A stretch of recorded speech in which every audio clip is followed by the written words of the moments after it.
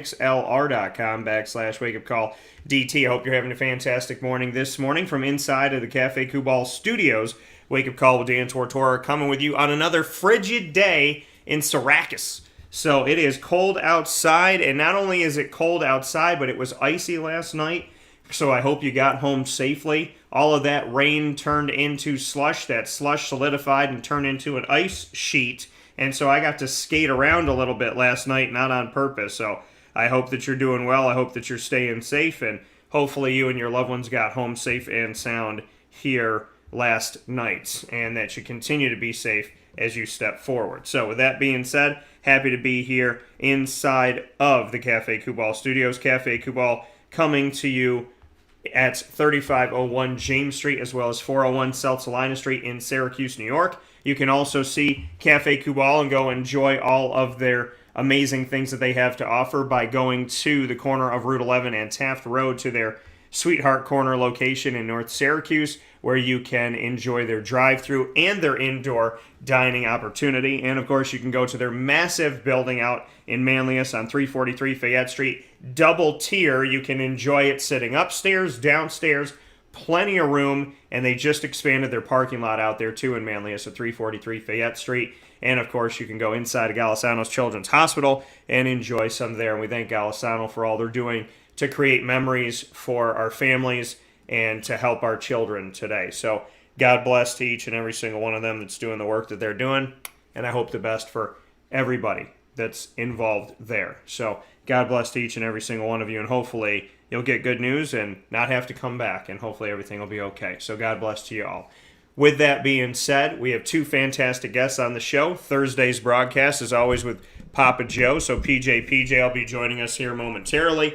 And after Papa Joe joins us here on the broadcast of Wake Up Call with Dan Tortora, where sports meets that thing called life, we'll be joined by Aaron Donalson for the first time ever, CNY Native CBA Syracuse alum, and someone who was not recruited by Syracuse and went and played college football elsewhere. And he wants to talk about how he feels about that, the importance of local recruiting in the state of New York, as well as his time in college and so much more. Aaron Donalson speaks with us here on today's broadcast of Wake Up Call on the importance of recruiting locally and what it feels like to be a kid from the area overlooked by the school down the street. So we'll talk with him about that, as well as on the importance of New York, the New York State Championship won by his alma mater of CBA, and just what that means to him. So a lot of great stuff coming up with Aaron. It's the playoff picture with PJ. Say those P's really quick. Playoff picture with PJ here in hour number one. We're going to start with the college football playoff roundup. Then we'll head into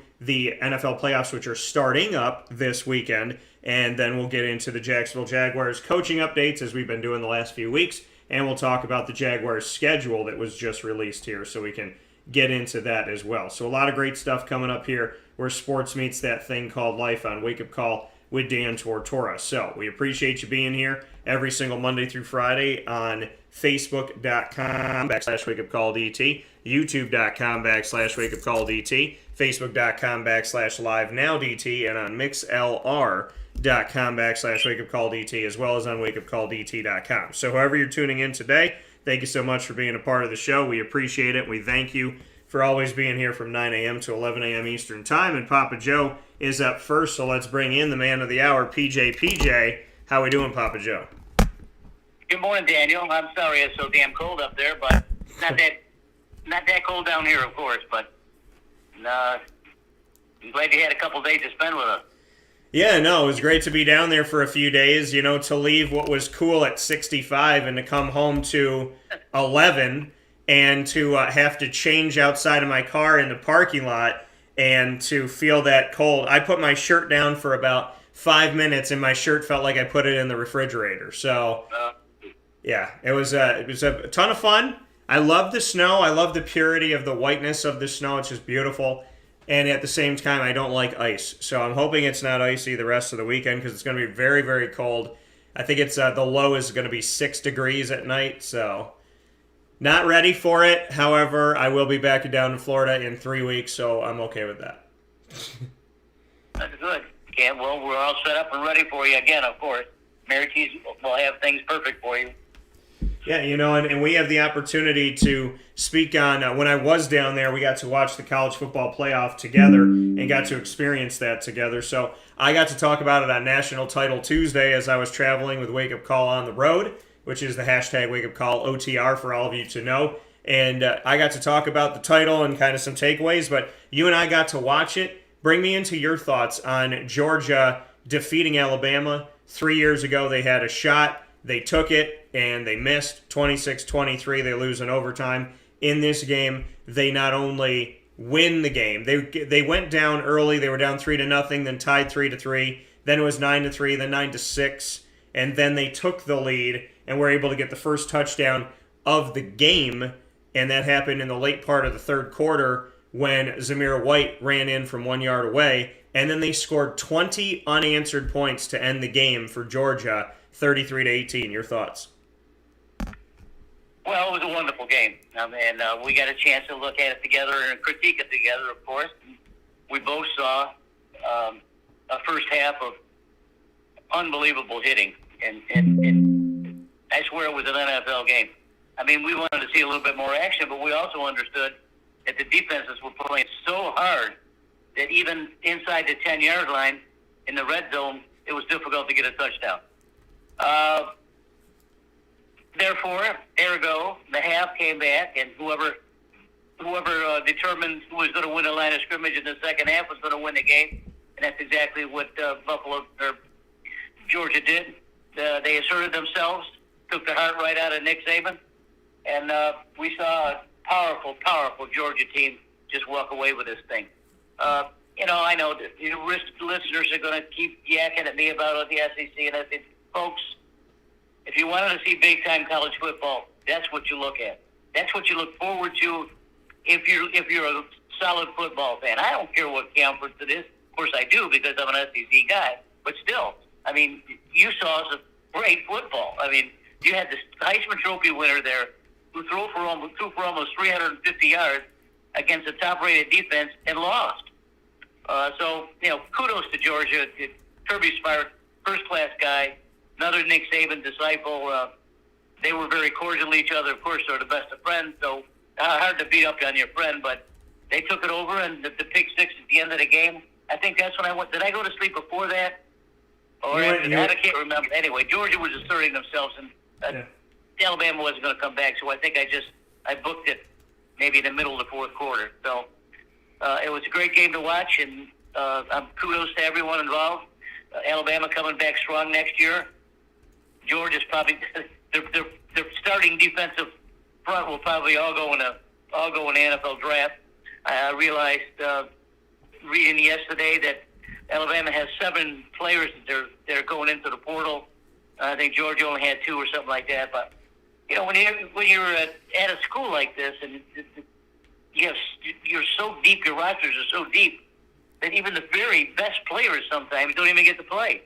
Yeah. So the guys that are going on a portal, are the ones that are maybe third string but are 3 or 4 star athlete coming in. They don't get enough time, so they said, well, it's great to play for a championship, but I got to be able to play a little bit. So, and he goes somewhere else, which is all right. I guess that's what the portal is for. Maybe they put the portal in place to draw everyone closer to the SEC, and maybe have some of these players go elsewhere and use their wares to win championships. So maybe it's a good thing, maybe it's a bad thing. It doesn't matter what it is because both teams will reload and be ready to go next year anyway. Yeah, and that's the thing about these schools. That's the thing about, a lot of these teams in the SEC that, your Georgias, your Alabamas, your LSUs for a time, your Floridas for a time, but really Georgia and Alabama, and definitely Alabama, they don't ever rebuild, they just reload. And I think that that's important to see that, there's a lot of teams that are rebuilding and rebuilding and rebuilding, and Syracuse has their, first strong defensive line through and through for the first time in a decade. I think this is the best line they've had in a decade, and now they have to rebuild that. Now they have to literally build it from the ground up for the most part because all of their experience has left except for some of the young guys getting a few snaps out there.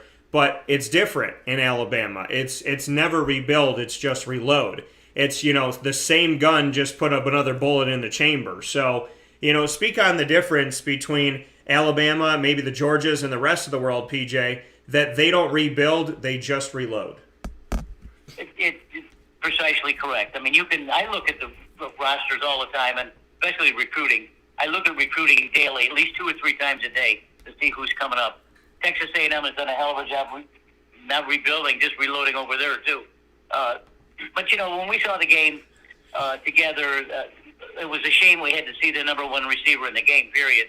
Ronald Williams go down with a knee injury, which subsequently wound up to be a torn ACL.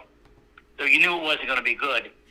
Alabama lost their 2 top receivers, Mechie and Williams, who totaled something like 2,700 yards and 115 catches or something like that. When 2 athletes like that go out of a game, that sort of changes the face of the game. But Georgia, to their credit, they took advantage of the weakened Alabama defensive backfield and just kept pounding away. But the kids that Nick Saban put in for these guys that were injured are all freshmen. So these are 3 freshman wide receivers they had going in, and Nick Saban says, well, they don't have any, they haven't played yet, and he says, well, they're going to get some experience right now, and that's exactly what happened. Of course, they'll have the summer to get all buffed up a little bit and work on their speed and everything. So that's what you look at in the recruiting classes. You look at what kind of athletes are coming in, and the speed of the game was so fast. I hope people can understand what I keep saying when I say that. This game was fast, not fast played. Fast play going up to the line of scrimmage and hiking. They were fast off the ball. Georgia, Alabama could not get wide on their flare outs because the Georgia defense got there so quickly. And when you can hold Robinson to, maybe 3 yards in a cloud of dust or something like that, and then get after him on the outside, downfield Alabama didn't have a chance because they didn't have their athletes. So now they have their athletes now. They're going to get better the next year. So I like to see 2 teams dominate like that. I'd like to see my school dominate a little bit, but that's got to come in a couple of years. I'm not wolfing on the Gators for a long time. I'd be happy to get 6-6 next year. So recruiting is very important, and as we spoke together when we were here, the top 3 recruiting classes are all SECs, with Texas A&M being on top. LSU is there, of course. Florida's way down the list, but Mississippi, Auburn, these teams just attract the best kids in regionally, usually. Florida is just a hotbed of athletes, which we always talk about there too, but so is the Deep South. Georgia likes to recruit locally, meaning the Deep South, Florida especially, and they don't need to go through the rest of the country to try to pick out guys from California or Michigan or even New York. So is the Deep South. They have so many players down here and around here that it makes for interesting talk, and even more interesting when they play on the field. Yeah, and that's the thing, is that, the SEC, and granted, listen, I bang the drum for the American when I need to, and I bang the drum for the ACC when I need to. I'll bang the drum for the Pac-12 or the Big 12 or the Big 10 when I need to. The reality, the Sun Belt or, the MAC, or so on and so forth. The reality to me is we saw the 2 best teams play. And that's what it comes down to, and that's what you need. So you can like the SEC, not like the SEC, but the reality of it all is we saw the 2 best teams play on the field.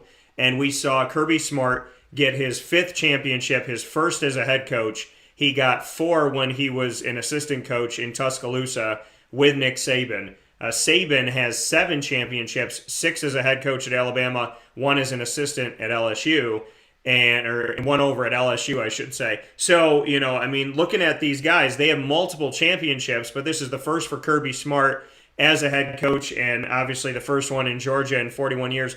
Did it surprise you when you heard this stat that it had been 41 years? Because I was talking about that on Tuesday's show, that, to say that Georgia hasn't won a championship in 41 years just seemed off. I was like, maybe 17 years, maybe 12 years, maybe 5 years makes sense. But it just didn't hit me right that Georgia, who is a team that is typically relevant in college football, hasn't won a championship in over 4 decades. Did that throw you off a little bit? Well, I remembered when Georgia won it because they had Herschel Walker, 41 years, 4 decades. It is hard to believe, but it took Kirby Smart a little while to get going at Georgia. But the last 5 years, he's had championship teams the last 5 years, and he's a hell of a coach, and he's going to be at Georgia for a long time. And I sort of got a big kick out of Vince Dooley up in the stands, up in the press boxes, cheering him on. Vince Dooley, who was a Georgia coach for many, many, many years, and won that championship. And he's now 84 years old, so that's how far back they go. Georgia deserves all the credit. Alabama will be back. Don't worry about that. But we talk about the rest of the country, and we also talk about coaches leaving other schools so they don't typically have to play against the SEC team. Yeah. And Lincoln Riley, I told you, it came to mind when he left Oklahoma to go to Southern Cal because Oklahoma and Texas are going to be in the SEC. Now, how the hell is the rest of the country going to line up with this conference when their good coaches leave so they don't want to play each other? I don't know. It's going to be scary when they put everything together. The rest of the country has to catch up. Maybe it's boring to some people out there. I don't. I think it's great football. I would love to see a team come through. I enjoyed watching Cincinnati play ball. I knew they weren't relevant in the scheme of things because they didn't have the manpower.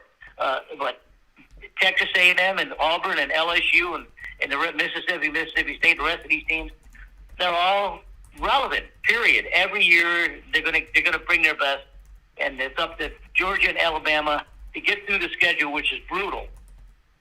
When you play in schedule at SEC, it's brutal because each week there's a possibility that the underdog will win. And we saw that on a couple of occasions.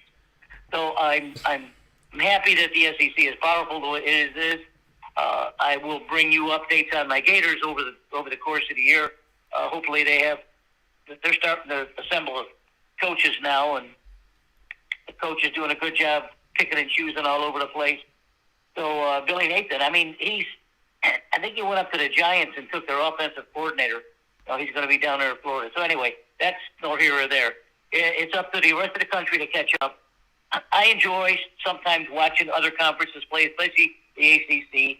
I've enjoyed watching Clemson play, especially against the other teams, especially Florida State.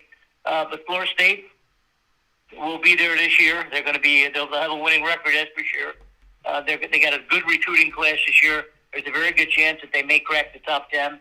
Clemson's always there. You got NC State, Wake Forest, Miami. That's hard playing too. So I want to see the rest of the country catch up. I want to see coaches go out and recruit the better players.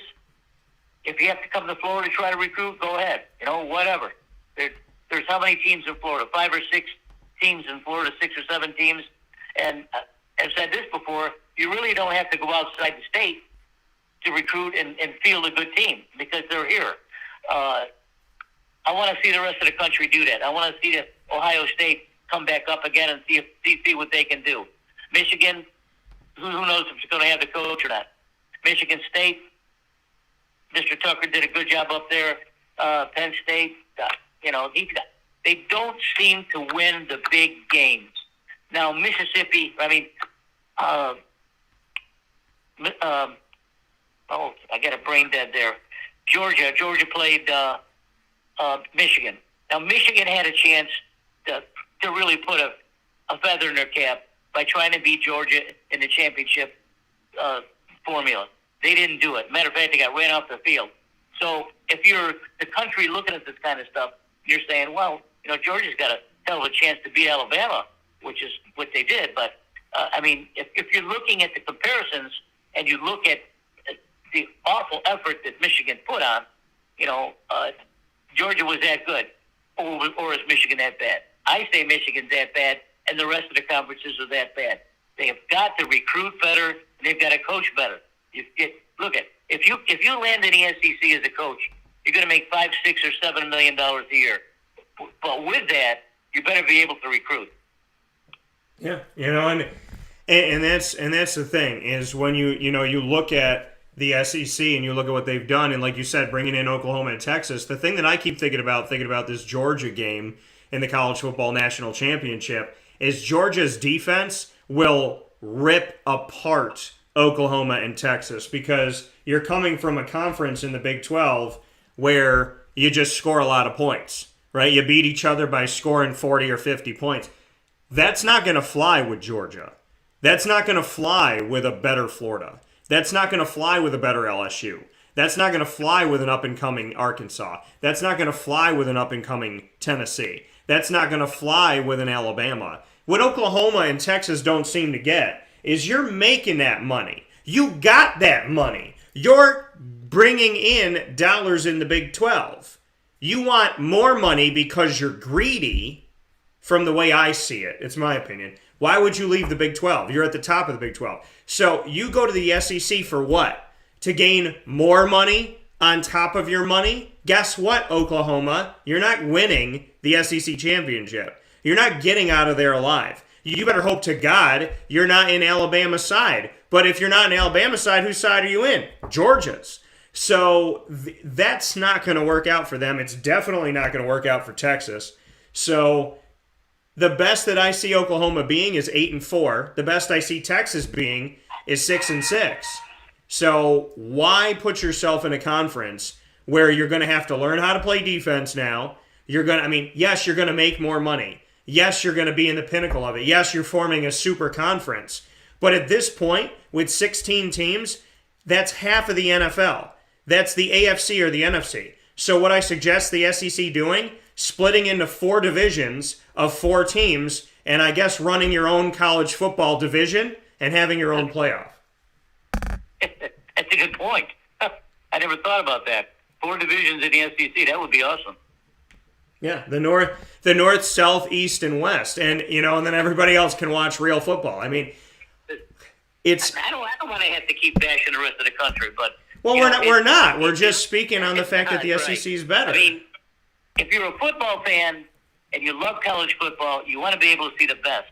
On a given weekend, it's good to see Oklahoma play Oklahoma State, or Texas beat Baylor, or Penn State play Ohio State, or Michigan to Michigan State, Clemson to South Carolina. It's good to see those kind of games. But if you're comparing those games with the games that you're watching in the SEC, there is no comparison. They have to get better. The rest of the country has to keep up. And it's not going to be the small ones. It's going to be the big one. It's going to be the Clemsons. Look at Dabo Swinney has no intention of losing a game next year, at all. He's already said that. He's loaded and ready to go, except the Big Two has got to be a little bit better. Say his name again. Who is that? Big Tua. Oh, DJ Uyunglele. I still call him Big Tua. Anyway, Big Tua's got to get back. And, Miami, look, Mario Cristobal didn't come all the way to this cross country just to be pretty. He's going to have a hell of a team down there. Mario Cristobal is a good coach. Maybe not a great coach yet, but he's got a good coach. He did wonders with Oregon up there, and frankly didn't recruit Florida all that well. He did get some players to come up there, but there is not. California is another hotbed for good football players, but Mayor Cristobal did a good job at Oregon. He's going to do a really good job in Miami. So I can look for Florida and Florida State. I mean, Florida State and Clemson and NC State and so on. Virginia, Wake Forest are going to have a tough time playing Miami. Yeah, this college the thing that's happening, PJ, as we speak this morning with Papa Joe inside of the Cafe Kubal Studios on Wake Up Call with Dan Tortora, the thing that's happening is that super conferences that used to exist when they used to be just named by region, south, east, north, whatever you want to call it, super conferences are returning. The American Athletic will have 14 schools in football. The SEC will have 16. The ACC already has 14. The Big Ten makes no sense because they have 14, albeit named the Big Ten. The Big 12 will have 12 finally, as they've been functioning with 10. And the Pac-10 became the Pac-12. So you got 12, 12, 14, 14, 14, 16. So this is where we are. Now remember, the ACC has an alliance with some of these other conferences. What could that mean for the future? Is that building the notion of, hey, we're in alliance, aka we may form two conferences, we may form one mega conference together? What is the future of this alliance, and what is the necessity for this alliance? Because it doesn't involve the SEC. It doesn't involve the SEC in this alliance that we saw that has been put together. So is this the way for the other quote-unquote Power Five, three of them, to say, hey, we've banded together, we will form this together to fight the SEC? If we go back to super conferences, PJ, what are your thoughts on that? Because you remember what the super conferences used to be. Well, the only way I can approach that is that probably there has to be more teams in a playoff. Because clearly the SEC is not going away. And clearly one or two teams are going to be there every year. So that leaves the rest of the country for two teams. Can't see it. The powers that be, and all their witticism and everything like that, are going to get together and say, well, maybe 4 isn't enough. Maybe we should have 6. Maybe we should have 8. I don't want to go. I don't want to guess where that's going to go. All I want to see is good football. And if they have to realign things, well, so be it. I'm going to watch the ACC very carefully this fall, because I do believe that they're fast approaching the SEC in terms of recruiting and also style of play. Clemson, when they were winning their championships and playing against Alabama, they played almost as fast as Alabama, and the rest of the country needs to get that fast. In Ohio State and Wisconsin and teams like that, years ago used to be 3 hours in a cloud of dust. That's probably an old saying. You may not remember that, but that's all that Woody Hayes used to talk about. Oh, we're going to ground game. We're going to get 3 yards here and 4 yards here, get first down, keep moving. Who the hell wants to see something like that? At least the guy at Ohio State now can start throwing the ball around, and they got a good quarterback. So I look for Ohio State to really make some moves this year. But it's the way the teams play. And if Ohio State can play faster, or Penn State can play faster, or Clemson and Miami can play faster, then they will approach where Alabama and the rest of the teams are. Yeah, and like you said, the expansion of the playoff has to happen. As we have playoff talk here with Papa Joe this morning, coming off the college football playoff, the question is, where do we go from here?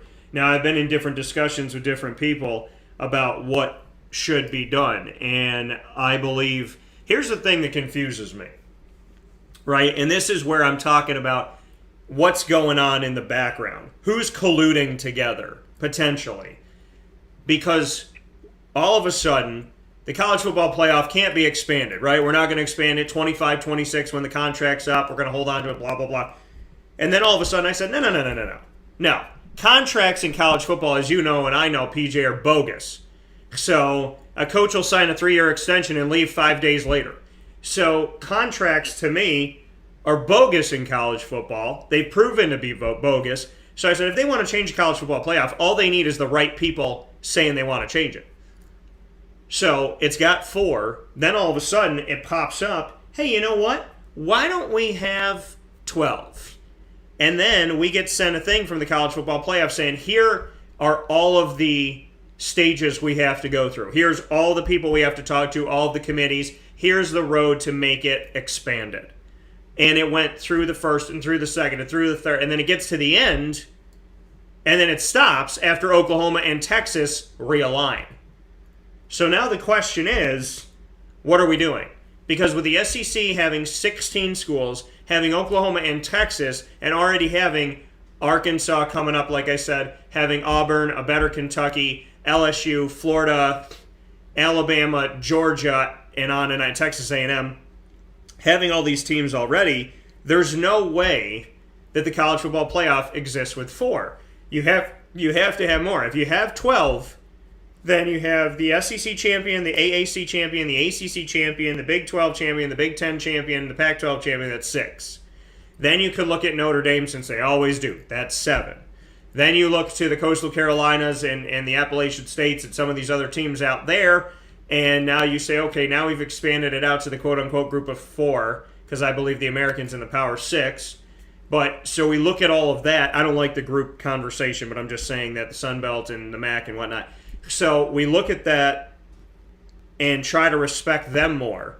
And then we say, listen, you put it to you like this. If there's 10 conferences and there's 12 spots, then every conference champion should get in, but they're not going to do that.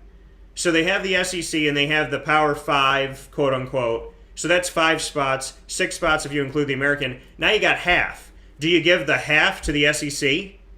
Because you're not going to, they've already proven they're not going to give anything to the ACC unless you're named Clemson. They've already proven that they have a hard-on for the Big Ten, that they're not really that fond of the Big 12, and that the Pac-12 they don't even think about. But where are you going to put these 12 teams? Where are they going to come from? But I think if you make it 12, you at least have your conference champion winner, which gives the conference championship more weight than it has right now. And then hopefully you open the door to all 10 conferences. But in reality, what they're probably going to do is just open up spots for more teams from the SEC. True. But, the only problem I have with increasing the number of teams is that you're going to water down the championship. Just like we always speak about the Bulls situation where we had 43 Bulls, and you go to the Bull with a 6-6 record. Come on now. And if they want to do that with the championship, if they want to put 6 teams or 8 teams or even 10 teams or 12 teams, you're watering it down even further. The kids are going to wind up playing sometime in March. They got to go to school, for crying out loud. I don't go for that. Either going to do it fairly with 6 teams or 8 teams, or just leave it alone the way it is and let the rest of the country catch up with Alabama, Georgia, and so on. Which they're not going to do more often than not. No, I mean, you got to look. I always harp on it, and I know the fans are tired of me harping on it. And frankly, I do harp on it an awful lot. But look, you got to beat these teams on the field. You're not going to beat them in the polls, whatever. You got to beat them on the field. Cincinnati found out how difficult it was against an Alabama that didn't play very well at all, and then Michigan, who I thought maybe would give Georgia a better game, that was even worse. Like you said, the two games rivaling before the championship game, well, null and void. There was no action. It was boring. It was terrible. So I don't want to see that format just to increase it. I don't want to see a format water down the championship. I want to see 4 or 6 teams battle it out. If the SEC's got to have 2 games or 2 teams out of 6 every year, well, so be it. Beat them on the field. Yeah, and that's that's really what it comes down to. With the SEC being who they are and doing what they do, how do you keep them out of the college football playoff? And that's just the reality of it all. I mean, the SEC, to me, the autonomy group is the Power 5 group. Power 5 is a media moniker. Autonomy is a legal term. It's a legislative term. So with the autonomy group of the Pac-12, the Big 12, the Big 10, the SEC, and the ACC, what that means is they're self-governing. They're a sleeping giant within the NCAA. They have their own set of rules. They have their own things that they can do as an autonomy group. They didn't just become an autonomy group and do nothing with it, just wanted to call themselves a cool name. At any given time, they could leave. Now, if they were to leave, this is my question. I used to thought they would leave. I used to think they would leave together. The SEC could leave alone. If the SEC goes by itself with almost 20 teams, and maybe they pull in a few more, if the SEC goes alone, then you're left with the alliance that the ACC has. Then you're left with the rest of college football. So Division I could essentially become, Division I FBS could become 3 different levels, which would push Division I AA to Division I 4A, essentially, then Division II, then Division III, then JUCO. The way Division I is set up right now with the SEC where they're at, the Alliance where that's at, and the rest of college football in Division I FBS, we could see Division 1A, Division 1B, Division 1C, Division 1D, which would be the AA, and then see Division II. College football is not going to function with an SEC that has 16 schools that are that powerful. They're not going to be able to function. That's why the ACC forms an alliance, in my opinion. And then the American Athletic, that's why they have 14 schools now, the biggest they've ever been. So where is college football going from here? I think it's going to a place where the SEC is going to function on its own, and eventually the rest of the FBS is going to have to determine what to do with that. But the SEC is definitely only taking care of themselves, and they might be part of the autonomy group, but they might have been thinking 2 steps ahead. Hey, let's join the autonomy group with these other 4 conferences. Then let's expand. Now let's go off on our own, because the autonomy way was their way out. The SEC doesn't need anybody. The other conferences need each other. And the conferences after that need each other. So they're going to have to learn how to work together. But right now, the SEC is a ship that joined a fleet to try and get through the Panama Canal. They worked together to get that canal open. Now people don't understand. At 3 o'clock in the morning, everybody in the SEC got on the ship, and they're sailing down the Panama Canal by themselves. Mm-hmm, yeah. Yeah, I don't know if that would work either, Daniel. But, good thoughts, though. I do believe that the SEC probably should be by themselves. It still grates me that people think like that, and I think like that. I should be more open-minded about it, but the fact remains is that I've said it this morning already. I want to see the rest of the country and the rest of the conferences get better so they can challenge the SEC. I don't want to see Mississippi or Mississippi State or someone. Kentucky's going to be tough next year. Tennessee is coming way up. So, it's going to be dog eat dog. That's even before Texas and Oklahoma get there. I'm not sure when they're supposed to arrive, but when they do, we're going to see some really serious football. And the rest of the country's really got to catch up.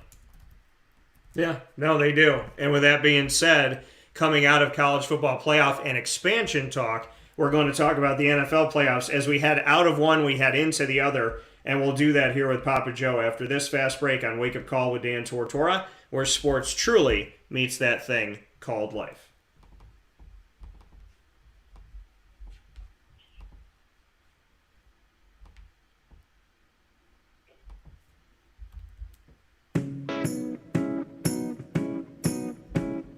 In these unique times, there are those in our community that give us a sense of normalcy and positivity. Pizza Man on 50 Oswego Street in Baldwinsville has been here for you for over 35 years and is here now. Call 315-638-1234 or order online at pizzamanbville.com to bring those familiar tastes into your home. And remember to come see our monthly on-site broadcasts centered around the community and our Baldwinsville beats. Pizza Man in Baldwinsville. Any way you slice it, they are always here for you.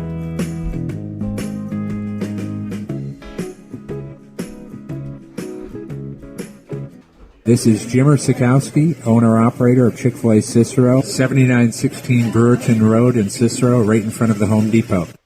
I had a deep feeling that God wanted me to do something bigger with my life and to help people, help others. I kept putting Chick-fil-A in my life, and I realized as I was going through the franchise selection process that positively impacting the lives of others was really core to what we do here at Chick-fil-A. First of all, it starts with the food. The food is brought in fresh daily. We bring in local produce. We prepare to order in the kitchen. We hand bread our chicken. We hand spin our milkshakes. It's great food. It doesn't taste like fast food. I think the second thing is the way people feel when they come in a Chick-fil-A restaurant. It's different. We try to treat people with intentional kindness here, which is very different and deeper than good customer service. And so I think it feels remarkable for most people to come in a Chick-fil-A restaurant. And then lastly, the impact that we try to have in the community is very different. It's a big part of the expectation of every operator of a Chick-fil-A restaurant is that they're actively engaged in their community, they're a leader in the community, and they're making a difference. When they realize that what we're striving to do is to shine a little light in their life. That's a very, very different experience than you will have at any other quick service restaurant. And it's that remarkable experience that I think people will emotionally connect with. I'm George Townsend of Honda City with some good advice when buying a new car. The true cost of owning a new car is determined by the appraised value when you trade it. No vehicle appraises higher than a Honda. Next, look for low APRs and deep discounts. You also want low maintenance costs and great fuel economy. That's why my advice to you is to buy a new Honda. Looking pre-owned, visit our Honda Certified Used Car Center. Honda City, 7140 Henry Clay Boulevard, Liverpool, or HondaCity-CNY.com. It would be a pity if you don't shop at Honda City. Our corporate purpose at Chick-fil-A is to glorify God by being faithful stewards of all that's entrusted to us and to positively influence all those who come in contact with Chick-fil-A. And what became increasingly clear from our success in Cicero is that people love Chick-fil-A. And also I think we recognized that, we had a great opportunity to grow the brand and grow our platform. I felt incredibly grateful when I was selected to be a Chick-fil-A operator. I think what it's meant for me, what I've come to realize on a very deep level is that this is a calling for me. It's not a career. It's not a job. The Lord called me to be a Chick-fil-A operator and to use these restaurants to glorify Him and to positively influence other people. I'm blessed. I'm very blessed. Head to Chick-fil-A Clay on 3974 State Route 31 in Liverpool, New York.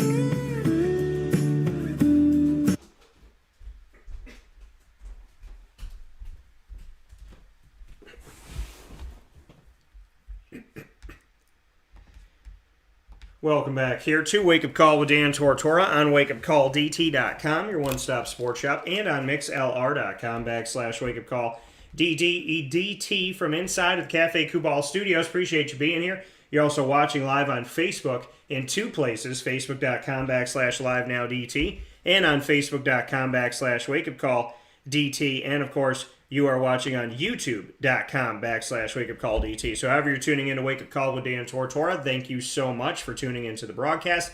You can catch our archive after the shows go live. They get uploaded to our archives on these many different places you can go to: Stitcher, Spotify, MixLR, YouTube, iTunes, and Apple Podcasts, iHeartRadio, Podbean, TuneIn, and more.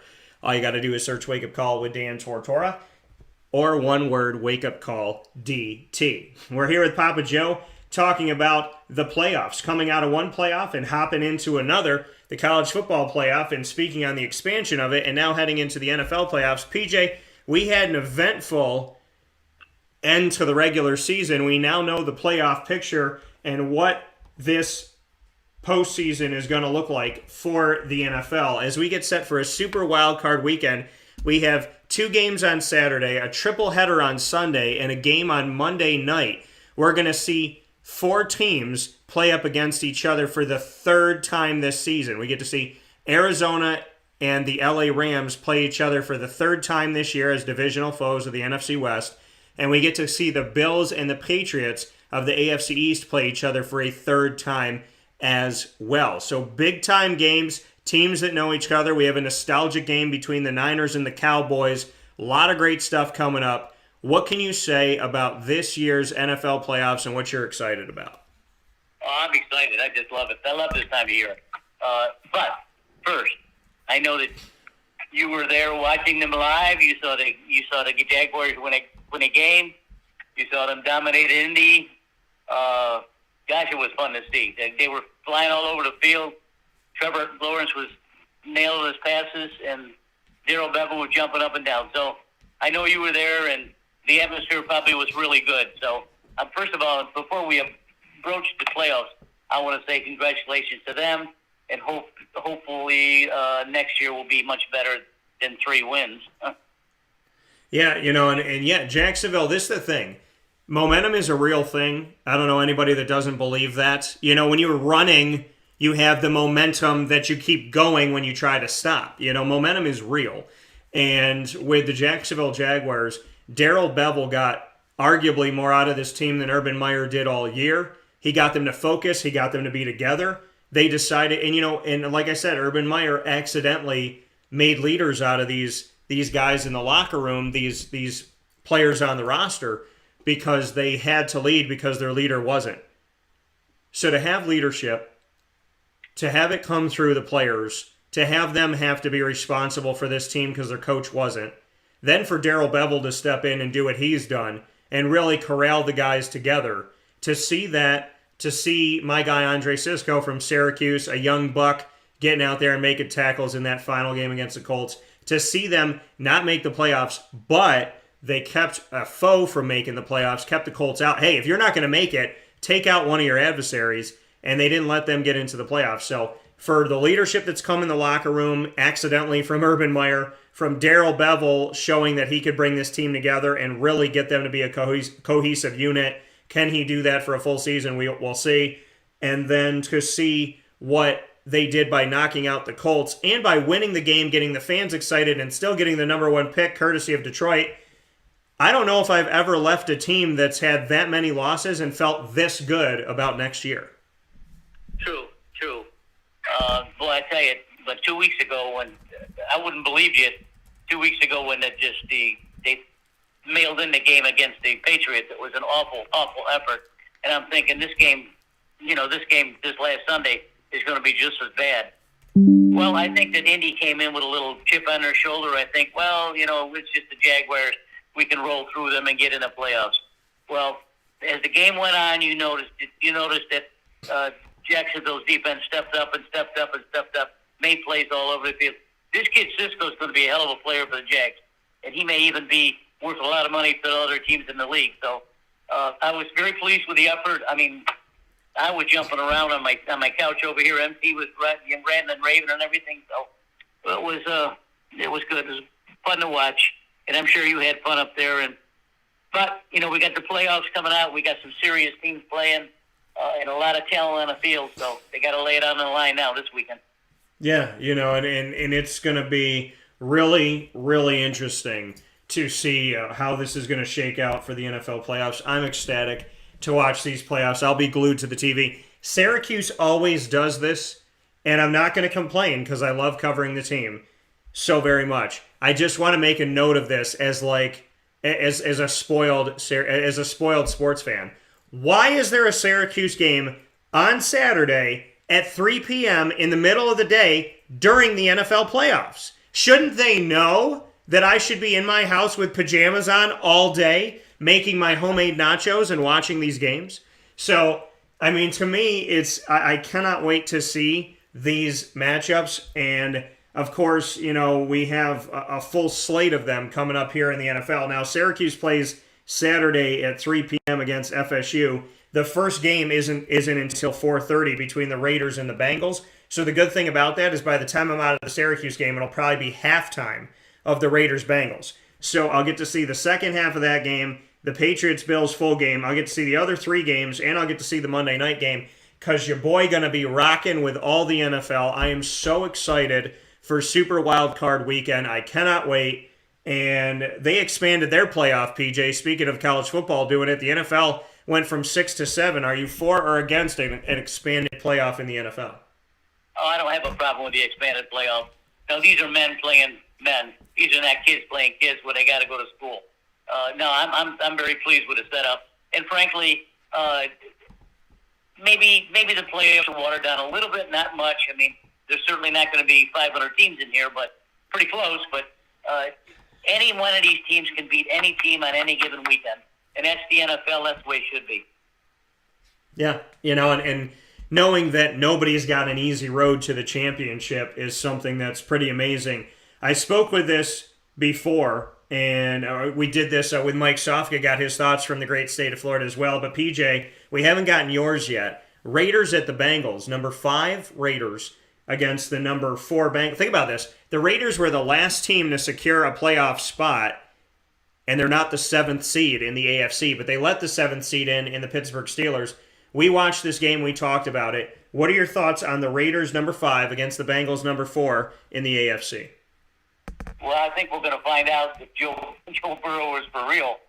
We know he's for real because we saw him at LSU, but, boy, the last couple of games he had at the end of the season, boy, was awesome.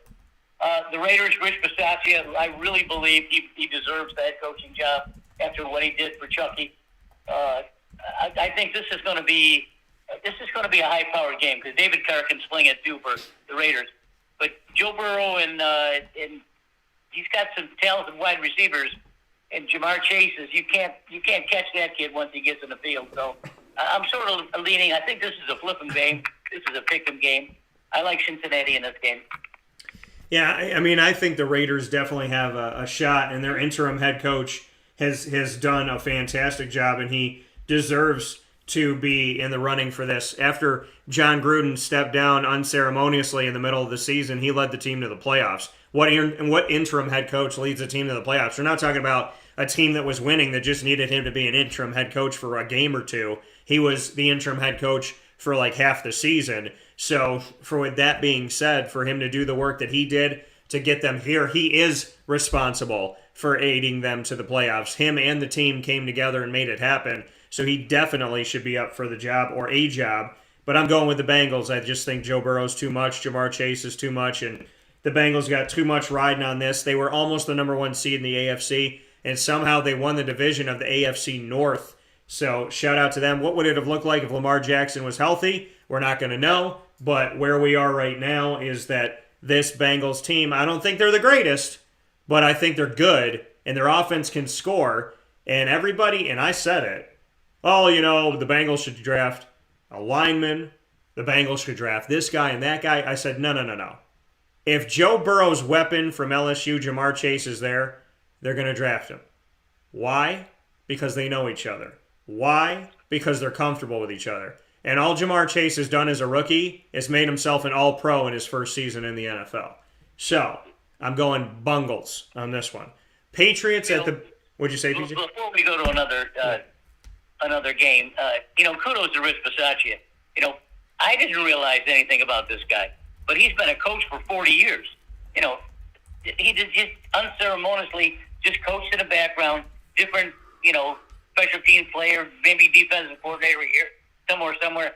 But he's coached for 40 years, and he finally gets a shot at the head coaching job, and look what he's done. So kudos to Rich Bisaccia. Yeah, absolutely. He's been incredible. So big shout out to him. He's done a fantastic job. Reminds me of the face of Bob Casulo, who used to be with the Raiders himself. So with that, and a Central New York guy. With that being said, we jump into the Patriots and the Bills. Speaking of Central and Upstate New York, they're going to be in Buffalo this weekend for round number 3. Patriots won in Buffalo, 14-10. Then Buffalo won in New England, 33-21. And here's round 3. What do you got?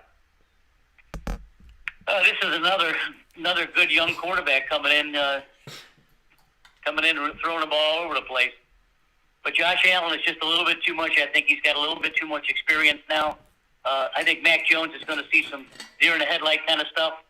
I think that the Bills are probably going to screech this out, not by very much, but I'd love to see the Patriots win the game. I really would, but I think Buffalo's just too strong. Yeah, I got the Buffalo Bills taking care of this one and making sure that they handle this. I know that every Bills fan knows well enough that you can't overlook the Patriots by any stretch of the imagination, and I'm not. I just think Buffalo, listen, they've faltered this season. They've had some moments where they were spotty, but in recent history, they've looked more like the Bills we hoped that they would be, and so here's hoping that the Bills will be able to pull it off for the good people of upstate New York, who are already cold enough. They deserve no more negatives. Next up, we have a triple header on Sunday. Eagles at the Buccaneers. We shift to the NFC. What do you got? Eagles and the Buccaneers.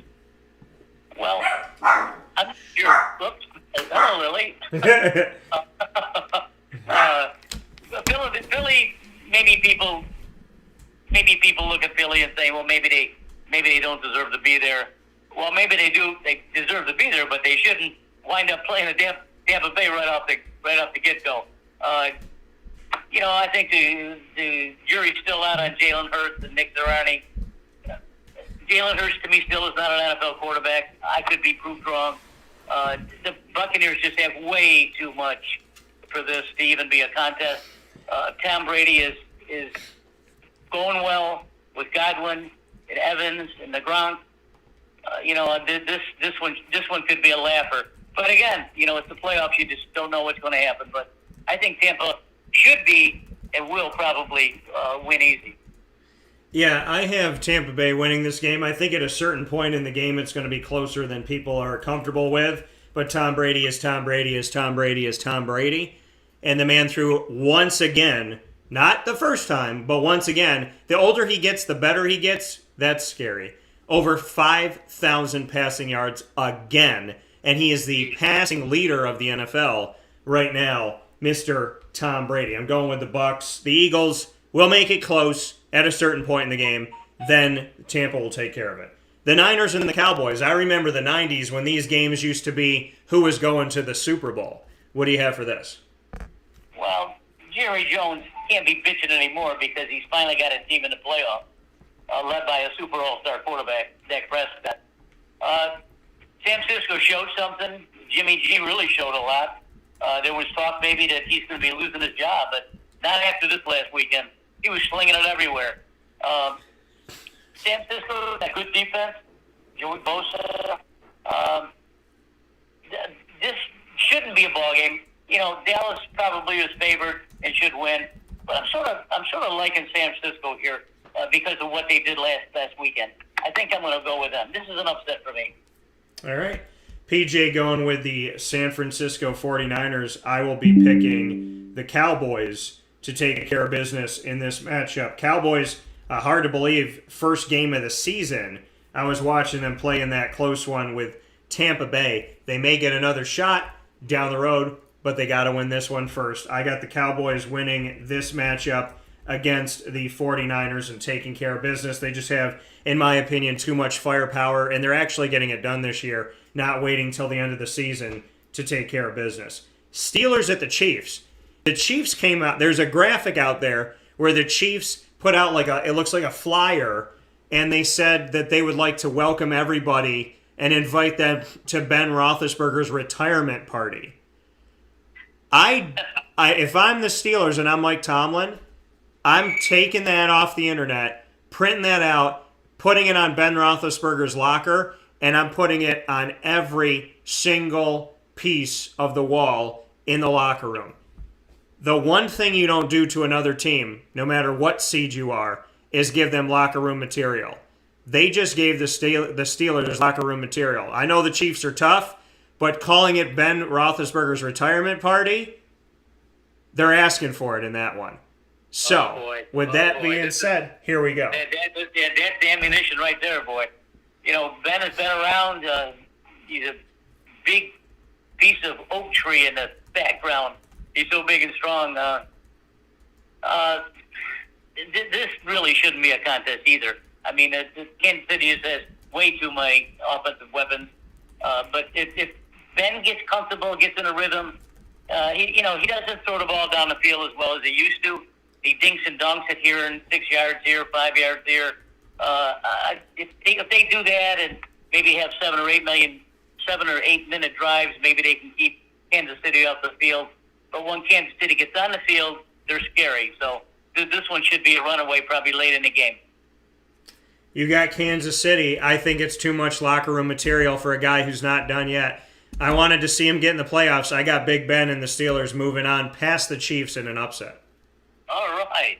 So I got that rocking and rolling there. That is the triple header portion of the playoffs. And our final game is on Monday night, where the Cardinals and the Rams will meet for the third time this season. All the Cardinals had to do was win and have the Rams lose. Well, the Cardinals lost despite the Rams losing. All the Rams needed to do was win to get the division. Well, because Arizona lost, they gave the Rams the division. But because they both lost, they let the Niners in the playoffs.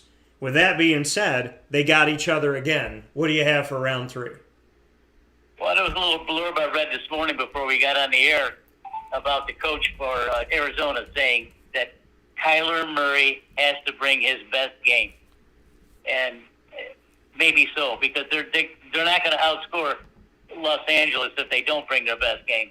Los Angeles has all the weapons, too. The little guy does a good job for Arizona. I'm not in favor of quarterbacks running all over the place, as you well know. I like the Rams in this game. And this is a game, again, like the Patriots and the Bills, where they tied 1-1 in the regular season. Arizona won on the, and it's the same as the Bills and the Rams too, because the teams that won were on the road. Arizona won on the road at the Rams 37-20 early in the season, and they lost within the last 5 weeks here. They lost to the Rams at home in Phoenix, Arizona, and they lost that game here 30-23. So I think it's a good game. I think it's going to be an exciting game. I'm happy that it's on Monday night by itself. I love that Chandler Jones and Justin Pugh of Syracuse are still rocking and rolling in the NFL, and they're on a high-powered team that's not just offensively good. So I like what Arizona does, but I've thought for a bit now here that the Rams are a Super Bowl caliber team this season. So I'm going with the Rams to win this game, even though I like both of the teams. So that's where we are. PJ and I agreed on all but one game, and that's, or pardon me, 2 games we disagreed upon. So he's got the Chiefs, I got the Steelers. He's got the Niners, I got the Cowboys. Everything else we agreed upon. PJ, our final piece here that we are going to do here. Jacksonville Jaguars have a new schedule for the 2020 to 2023 season. That schedule for the Jacksonville Jaguars has been released after the season. The teams wait about 14 seconds before they get you set to buy your season tickets and single game tickets for the next year. Jacksonville will be on the road against Washington, whatever their name's going to be, the New York Jets, the Detroit Lions, the Kansas City Chiefs, the Chargers, the Eagles, the Texans, the Colts, and the Titans. They will be at home, and I think one of those games probably be in London.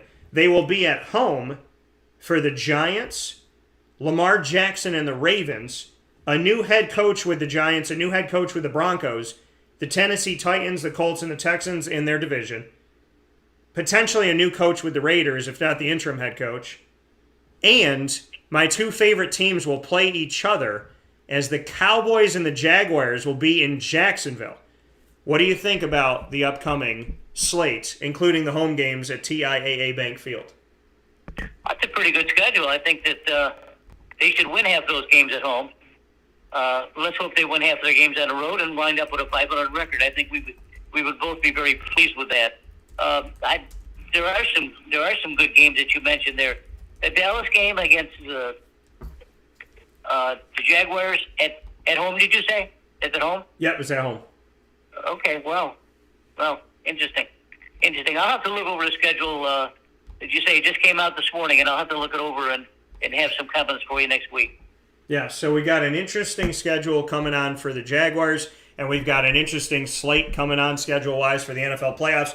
For the college football playoff, Georgia winning. Congratulations to Kirby Smart's first as a head coach. First ever college football playoff victory for Georgia, and Georgia getting their first championship in 41 years, as well as talk on the expansion of the college football playoff, the future of college football, the NFL playoffs, our prediction for the Super Wildcard weekend, and a little bit of a look at the Jaguars' schedule for the future for Playoff Picture Thursday.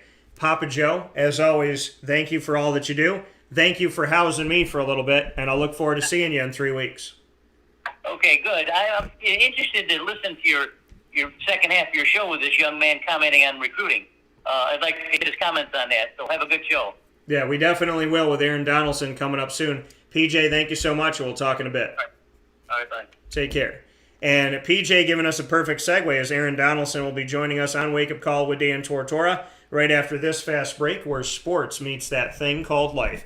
We're inside of the Cafe Kubal Studios. Cafe Kubal with locations on 3501 James Street, 401 South Salina Street, both in Syracuse, New York, as well as on 343 Fayette Street in their giant behemoth of a brown-striped building with an expanded parking lot and a double-decker where you can eat and drink upstairs as well on 343 Fayette Street in Manlius. Of course, inside of Galisanos Children's Hospital and their newest location and first ever drive-thru, keeping it simple and easy for you in North Syracuse at the Sweetheart Corners on the corner of Route 11 and Taft Road. So make sure you head out to any one of your Cafe Kubal locations today. With that being said, we'll take a step aside and come back with our guest of hour number 2, and for the first time ever on Wake Up Call with Dan Tortora, making his debut, Aaron Donalson from CBA, a CNY native, not recruited by Syracuse, and going and playing elsewhere, joins the broadcast to speak on his history, playing CBA, CBA winning a state championship this season, and recruiting the state of New York. All of that is coming up after this fast break, where sports meets life on Wake Up Call with Dan Tortora. We appreciate you being here and being with us, and thank you so much for tuning in every Monday through Friday from 9 a.m. to 11 a.m. Eastern Time.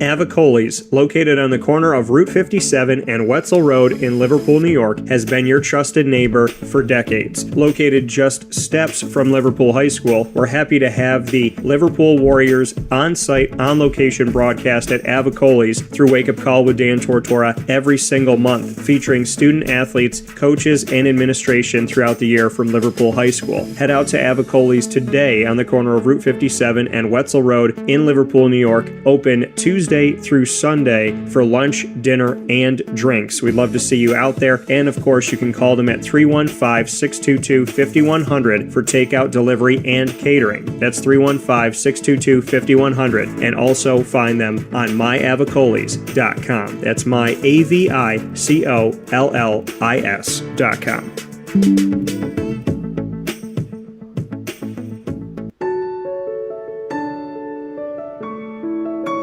Having peace of mind when you're out of town that your furry-loving friend is safe and sound means taking them to Canine Campground, because we all know that when it comes to the love of our pets, it goes well beyond the call of duty to make sure they're safe and sound. Right, Lily?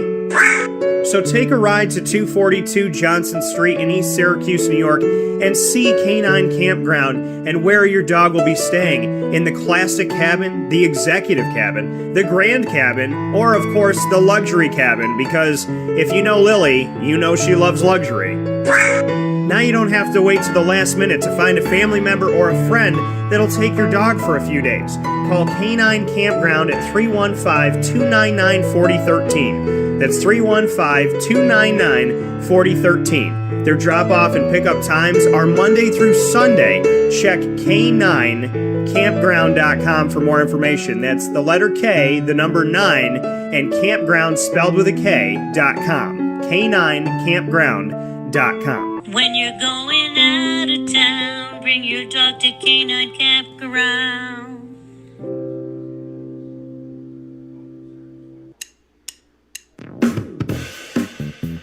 PB&J's Lunchbox, the food truck that you love finding all throughout central and upstate New York, now has a street-side cafe. So when you're craving their traditional favorites as well as their out-of-box amazing menu items, you can now head to 663 Old Liverpool Road in Liverpool, New York. Located just minutes from the highway, the Thruway, Destiny USA, and Onondaga Lake Parkway, PB&J's Lunchbox Street-Side Cafe is there for you Monday through Saturday from 9 a.m. to 7 p.m., serving breakfast, lunch, and dinner all throughout the day. Get breakfast for dinner, dinner for lunch, whatever you fancy, including their award-winning grilled peanut butter and jelly sandwich. Find them at 663 Old Liverpool Road in Liverpool, New York. PB&J's Lunchbox, where we love to know what's in your lunchbox.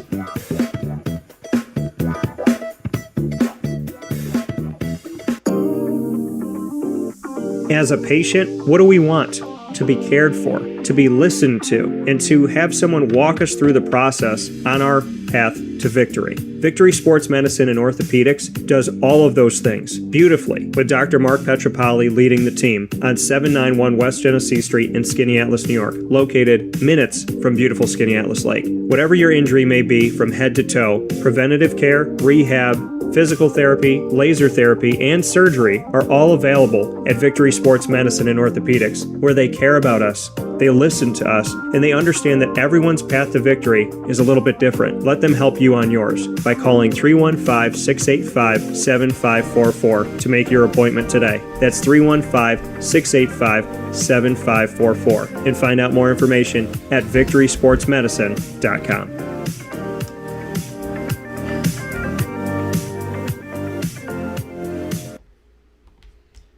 Welcome back here to Wake Up Call with Dan Tortora on wakeupcalldt.com, your one-stop sports shop, and on mixlr.com/wakeupcalldt. Proud to have you inside of the Cafe Kubal studios. Cafe Kubal with locations all throughout Central and Upstate New York. You can get in touch with them at 3501 James Street, as well as 401 South Salina Street in Syracuse, inside of Golisano's Children's Hospital in downtown Syracuse, and of course out in Manlius at 343 Fayette Street, and their newest location and first ever drive-through location on the corner of Route 11 and Taft Road at Sweetheart Corners in North Syracuse. So fill your cup up today, and we appreciate everybody that's done so. Inside of MonPosPopcorn.com's What's Poppin', we have Papa Joe in hour number 1 talk playoffs with us, college football playoff, as well as the NFL upcoming playoffs. And here in hour number 2, as Papa Joe alluded to, he said he's very much looking forward to hearing what Aaron Donalson has to say. And so are many of you out there. The support has been absolutely tremendous for Aaron Donalson as we have an opportunity to bring the CNY Native and CBA Syracuse alum on the show who went on to play college football outside of Central New York. So with that being said, for the first time ever, I proudly welcome Aaron Donalson to the show. Aaron, how you doing today? I'm doing good, Dan. How are you? Doing very well, man. And, you know, you and I spoke a couple weeks ago, got really energized, very excited about the opportunity to kind of speak your mind and come out here and do some things. So first and foremost, I want to say thank you for letting Wake Up Call be the place that you came to and for giving me the opportunity to talk with you this morning. Yeah, absolutely, and thanks for having me. Well, like I said, like we talked about before, I think it's really important to kind of, you know, especially guys who have done it, get out there and really, you know, talk about what's going on and everything. And I just appreciate the platform able to do so. So Aaron here with us today. Aaron, you come from Central New York. Central and Upstate New York doesn't get the credit for having football talent. Basketball, yeah, there's some credit, there's some love there, and people will look in this area, they'll look at the AAUs, they'll look at the local high schools and whatnot. But when it comes to football, the love is not given here typically for Central and Upstate New York. Now, Pittsburgh and Rutgers and Indiana and UConn and BC and Colorado State and Buffalo and even Nick Saban and Alabama and so on and so forth have come up here, but we haven't gotten that connection between Central and Upstate New York and the school that's literally 15 seconds down the road. What have you seen from a distance? Because you went through recruitment, so maybe we speak on it on twofold. You went through recruitment with being a Central New York native and being at CBA and didn't end up at Syracuse, and you're seeing what's happening still today. So I'm going to kind of just open the floor to where you'd like to start. Yeah, I'll start. Well, I'm just kind of talk about my experience first. So, like you said, you know, I went to CBA. I graduated 2014. My senior year, I believe I had about 4 or 5 schools that were interested in me. I ended up walking away, I think, with 3 or 4 scholarships. Syracuse was not one of them. I remember my junior year going into the summer, I went to a camp, and I'm doing really well. I'm doing all the linebacker stuff that they asked me to do. You know, I think the coach at the time was Scott Schaefer. And, you know, just going through everything and doing really well in the drills, and they're, you know, really excited. And I remember one of the coaches asked me, and they go, hey, you know, where are you from? And I told him CBA, around the corner, and that was like kind of the last time I spoke to him. There was a guy who I believe was from Florida. He got in there. We were doing the same stuff, and he kind of, you know, they kind of asked where he was, and I forgot where he was, you know, really, but I think a year later I looked on, he had a scholarship. He transferred. He was only on the team for like a year or 2, but I was just like, what the, you know, I was kind of taken back by it. But that's kind of how I've always kind of envisioned Syracuse, is not recruiting locally. I know, you know, back in the day, they recruited local guys like Rob Drummond, Will Allen, and there's a bunch of guys, like we stated, who went to Syracuse and done great things, but it's just kind of been one of those. It's been a while. I don't, you know, since Marcus Sells, I think that anybody from CBA has went to Syracuse, and it's just been, you know, there's talent there. There's talent when I was there. The guys like, you know, J.R. Zazzara, he went to Buffalo. Deshaun Salter went to Yale. Gideon Dixon went to Browns. Keegan O'Hara went to Brown. This guy named Jonathan Stackhouse, he went to Central Connecticut State. That's like 6 or 7 Division I guys on one team in one class, and we had a plethora of other guys who just went on to play college football in general. So you can't tell me that, you know, that there's not talent. Like you said, we just said schools are all over the Northeast, and And all these guys that I named went on. He just went on to play college football in general. Play in college. So you can't tell me that. College career. So I'm not really sure what the disconnect is, but it does have to be addressed. And I was telling my friend this the other day. I don't remember the last time I really cheered for Syracuse football. Maybe Walter Reyes back in the day when he was, a Heisman candidate back in the day, or Joe Fields was the quarterback. But it's kind of one of those things now. A lot of the local kids know that SU's not going to look at them. So, the hometown feeling, the hometown where I'm looking for is just kind of like, or it's not really there because, we know that they're not going to look at us. And for a team that's not really great, it doesn't really make any sense. And Aaron, you bring that up, that you as a kid growing up, you kind of expect Syracuse to not look at you. You would be surprised if they did. And what does that do? I mean, you obviously grow up in Central New York. You're at CBA. You're down the road. 9 times out of 10, someone who grows up in this community is wearing orange and blue. They're Syracuse fans. They're going to the Dome. They love the games. They love the team. They want to play there. How strange is it that Syracuse is taking kids who only know Syracuse football, love Syracuse football, and have been in the Dome, and it's their dream to play in the Dome, and they get recruited by people in different parts of the country, be it 1 offer, 2 offers, 10 offers, so on and so forth. My guy Daniel Santiago, D lineman and D tackle nose guard, who played at Utica Proctor and then went and played at Arizona the last 2 years with COVID going on and New York kind of being up in the air. He's got more than 10 offers now. And so when we look at, and Syracuse is not one of them, and Syracuse is not talking to him really, what does it do for a kid when you guys grow up, this is where you want to play, Division I comes and calls you and looks at you and offers you, and it's not Syracuse? How strange is it? Because I would feel like it's such an easy sell for Syracuse to say, hey, you've been to our games for the past 12 years, why don't you play for us? Why do you... Like, how do you grapple with the fact of all of these kids like yourself growing up here, knowing Syracuse, loving Syracuse, wearing a block S on their chest all the time, and then that's the one school that never calls them? It's demoralizing. I don't think you really. I think it's one of those things where, again, like just even over the past couple of years, look at guys who just came out of CBA, because I don't really know too much outside of CBA, but look at Stevie Scott, Servassier Dennis. I think he just second team all ACC linebacker. It's demoralizing, and it doesn't help you when you're another school's calling and they say the SU has not offered you. Actually, it actually hurts your chances of getting recruited. When the school behind you is not interested, then schools tend to seem like, okay, what's this kid's problem? Does he have character issues? Does he know the game? Does he love the game? And there's all these red flags that get waved just because the school down the street doesn't want to recruit you, and it's not anything you did. You could be a phenomenal player. So it's just overall, it just hurts you, and it's actually really demoralizing. So to answer your question, and you said that it actually hurts you with other schools. I witnessed that with a player of recent history here, where I was talking to one of the coaches from another school that had offered him, and he said to me, well, Danny, what's wrong with him? And I said, what are you talking about? He said, well, Syracuse isn't recruiting him. Are they looking at him? They didn't offer him.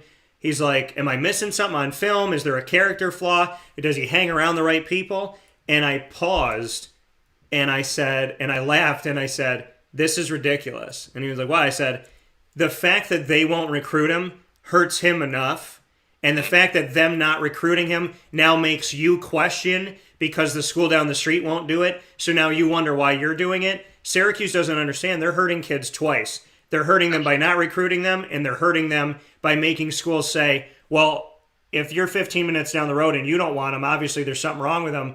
And I had to sit on the phone and tell this man that there was nothing wrong with this kid, and that broke my heart. Absolutely. And it happens. It happens it happens all the time.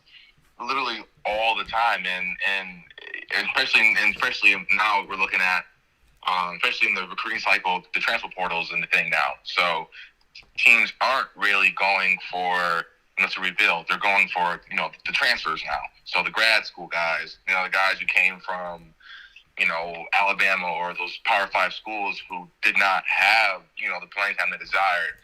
So they rather, so instead of, getting a player and molding them and growing with them, they want a guy immediately, and it doesn't always work out. And if you look at the team during winning, Alabama doesn't really take a lot of transfers, and Clemson, all the others, the big name schools, they don't really do that. They get their players in freshman year and they mold them, and Dabo Swinney and Nick Saban, they talk about all the time. They look for guys who fit their scheme. They don't look for stars or stats. Guys who fits their scheme and the way they like to play football, and that's championship pedigree. So I'm not slandering SU football, but there needs to be some changes there. As far as how they do things, and a team that didn't make a bowl game and they're not looking that promising, there definitely needs to be some things. And what a way to to turn the ship, to turn around and recruit kids locally, because there's some kids currently in Syracuse right now who I think are Division I players who need opportunity to play. So. Well, yeah, and that's the thing, is there's talent here, and I wanna go specifically to that. Speaking here with Aaron Donalson on Wake Up Call with Dan Tortora inside of the Cafe Kubal Studios. What do you think, especially as a former player in this community, what do you think when you read and you see people just kind of follow the bouncing ball? There's so many sheep and not a lot of shepherds. And a lot of the sheep just continue to go with the shepherd right off the ledge and just fall to their death, and they don't care, on the notion that there is no talent here. There's no talent in Central New York. There's no talent in Upstate New York. They get told that the coach, Dino, doesn't recruit here, and this guy didn't recruit here, and this guy didn't recruit here. And so they believe the notion. What do you think when somebody, because I deal with it, and I told you this off the air, I'll stick up for Mike Washington Jr., and I'll have somebody scream at me that I'm an idiot, and I'm sitting here going, did you watch him at all? Did you see him at all? Did you know that he got offered by, 17 schools or whatever it was? So, when I look at the statement, there is no talent in the state of New York, nobody cares about the state of New York, there's no reason to recruit New York. How do you respond to somebody making a blanket statement that there isn't, there wasn't, and there never will be any talent in New York when it comes to football? I think that whoever states that, clearly unaware.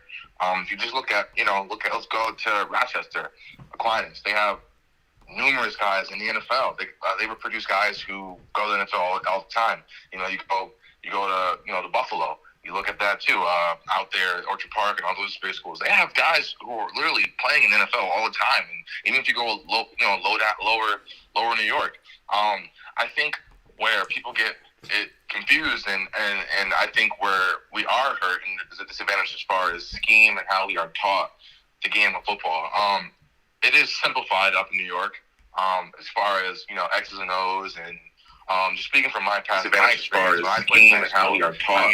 The game of football. It was pop warner. It was, if our coach, if I'm going to blitz the B gap, they'll say like Bob, and I know I got to go to this gap.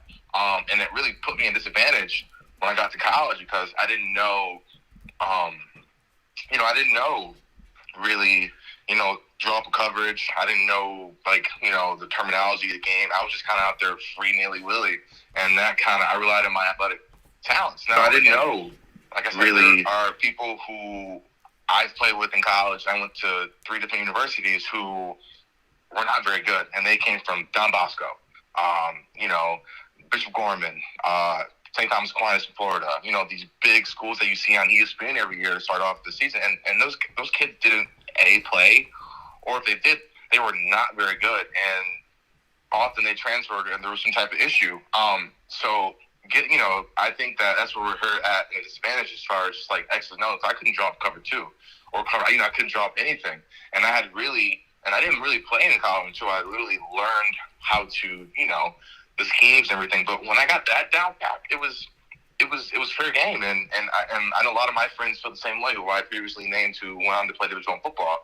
We just felt like we were at a disadvantage. But as far as talent-wise, we could put the best of them. Look at John Phillips. He was my teammate at CBA. I think he was second. He was 2-time All ACC, Tyler Rouse, running back of Boston College, the talent is here. It's just we don't have the luxury of being a year-round, super focused, like IMG, how they have, like, study hall, lift, all that stuff. A lot of kids up here play multiple sports, so we're hurt, but the sports do, translate over. My mom used to tell me all the time, and it's true, sports kind of translate over. If you're a good basketball player, you can kind of get open and you can run around. So all these sports can translate over. The shiftiness of lacrosse translates to receiver and slot and corner. So it does help us, but the big thing I'm getting at is just the scheme. And I think once that narrative is switched, and if you look at just CBA, won the state championship, Bruce and Coach Brown, they're doing a phenomenal job there. Those kids there are getting it, and they're running college level stuff, and they're understanding it. And it's a process, but they struggled for a couple of years. They just won a state championship. Went on this unbelievable run. And that's the product of the kids buying in, believing in the coaching staff. To answer your question. And here with Aaron Donalson, once again, CNY Native CBA Syracuse alum and college football alum, here with us on Wake Up Call inside of the Cafe Kubal studios. Aaron, you discussing this and saying, I tell people this all the time, historically, if I just look at running back,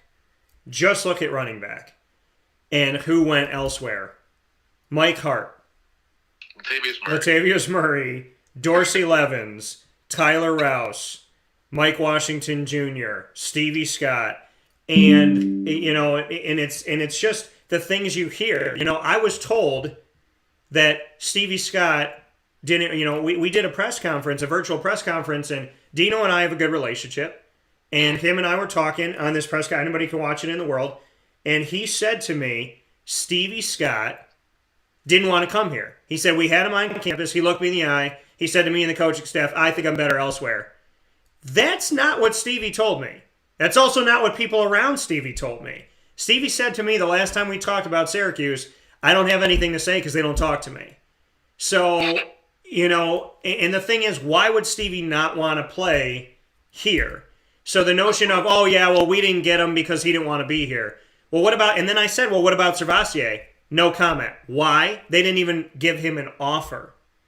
So, and then you look at Servassier today. Servassier is one of the guys that gets to speak in the press conference because he's considered a leader. He was linebacker of the week in the ACC to start off last season. He has played incredibly. He's the guy that doused Pat Narduzzi with the Gatorade. Pat's had nothing but great things to say about him. His team has had nothing but great things to say about him. And the man's a friggin' beast, and he's all over the place. And here he is from CBA, and here's Stevie Scott from CBA, and John Phillips from CBA, and Noah Jordan Williams, who went to BC from CBA. And and we talk about Tyler Days, who came from CNS, and so on and so forth. I mean, it is here. It has been here. And I don't understand why we continue this belief that if anybody supports Central and Upstate New York football, you don't know football. Let me tell you something, folks. I'm on the recruiting trail. I talk to the kids from Hawaii. I go down to Florida and physically see the kids in 7-on-7s. I have spoken with kids from the Midwest, the West, the South, the East, the North, anywhere in the country, I've spoken to these kids. I've spoken to them from all different nooks and crannies, all different stars, all different this, that, and the other. My recruiting eyes are everywhere. All I said was, keep your eyes everywhere, Dino. Just don't miss the guys that are literally 5 seconds from your house. That's all I said. And then I didn't cut you off. We forgot Derek Gore. Yeah. That story is unbelievable. I've known Derek for years now. And I remember, coming out of Nottingham, he didn't, he went JUCO. And he walked down to Alabama, and everybody was saying, oh, man, what is he doing? And then he special teams role, and then he went to University of Lafayette Monroe, killed it. And look at him now, featured back for the Kansas City Chiefs, local guy. He grind and got out, he stuck to the script and really got it. And that's another guy who nobody talks about now. And again, Nottingham's 2 seconds away from Syracuse. Yeah. And that's the thing. And like you said with Derek Gore, and that's what I mentioned with Alabama. Here's a guy who's playing in the NFL playoffs right now. He's playing for one of the best teams in the league right now. He's playing for a team that knows what it takes to win a championship. This isn't just a slouch. This is a guy who has stepped it up, made the roster, and may be called upon this weekend. Absolutely. So I mean, it's and then when you make the argument of who in the last 5 cycles, and then we name off all these players, what do they say? Well, that's only a couple players. I'm not saying Syracuse take 85 guys from Syracuse. I'm saying take 1, take 2. Mackie McPherson, what did he do for you? 3 out of 4 years gave you a 1,000-yard back. So as your center, who was undersized and not good enough, and look at how Mackie responded. Cam McPherson comes in there and plays for you. And look what Cam's doing now. He's in D.C. doing his thing. So we see, I've seen these guys consistently come through, and I'm not saying only make a team up of Central New York. I'm not saying only look at Syracuse, only look at Rochester. I'm saying of your 85 roster spots, could you take 1? Could you take 2? If Pittsburgh's offering them, you should be looking at them. If UConn's offering them, you should be looking at them. If Rutgers, I'm saying the guys that have the caliber, that have the ability, that have the talent, deserve a look from Syracuse. And Daniel Booby Santiago, who's got offers from Yale, Army, Navy, as well as Air Force, Arizona, San Diego State, and he's not getting anything from Syracuse right now, and he just won a state championship in Arizona. Like, that to me is beyond understandable. I'm not saying the whole roster has to come from here, but I'm saying, would it kill you of your 85 spots to give 1, 2, 3 to guys that are talented enough here and letting them do their job and letting them go out there and show you that they can make it? That's what I'm saying, and that's where my frustration lies. Because, listen, you got almost enough guys in the portal to make up half a roster. So Absolutely. you can keep taking the guys from Wisconsin and Alabama. And then, listen, take those. I'm not saying don't. I'm not saying don't recruit Florida, don't recruit Wisconsin, don't recruit Kentucky, don't recruit Kansas. What I'm saying is Syracuse has the best chance of getting the top talent of the state of New York because you're here. You're never going to get the top talent from Texas. You're never going to get the top talent from Georgia. You're never going to get the top talent from Florida. You're going to get the guys that are down the list that other teams gave up on, didn't care about, or promised a scholarship and lied to them. You're not getting top talent from there. But you should never be losing out on the Stevie Scotts and the Servassier Dennises that are right here under your nose. Absolutely. It's unexcusable. And like I said earlier, if the trend doesn't start going up the other way, SU football is going to be in the pit it is now. But just think about all the things that it would do. If they start getting those local guys who are good enough to play, the town's going to be more into it. The feeling is going to be great, and SU football will take off. But like I said, until that happens, I just hate to be pessimistic, but I don't see. And hopefully the new coaching staff comes in and the coordinators come in and they start recruiting locally. Because if not, I don't see the tide turning anytime soon. And we got Aaron. We got some messages coming in here. Pat Donegan wants to let you know that he's watching, and also John Roche said, "Tell him me and Sav are listening as well." Oh my guys, Coach Donegan, how are you? Love you, miss you, and Sav and Mr. Roach, my guys. So thank you for that, Dan. Yeah, no, absolutely, and I gotta share this with you because I have, in my opinion, the best mom on the planet, and she said this young man is real. Always stay that way. Wonderful to listen to his confidence is what you just got from my mom. So, thank you, I appreciate it. Thank you so much. Thank you so much. So, Aaron Donalson here with us on Wake Up Call with Dan Tortora. Aaron, your thoughts on the quote of National Signing Day in December?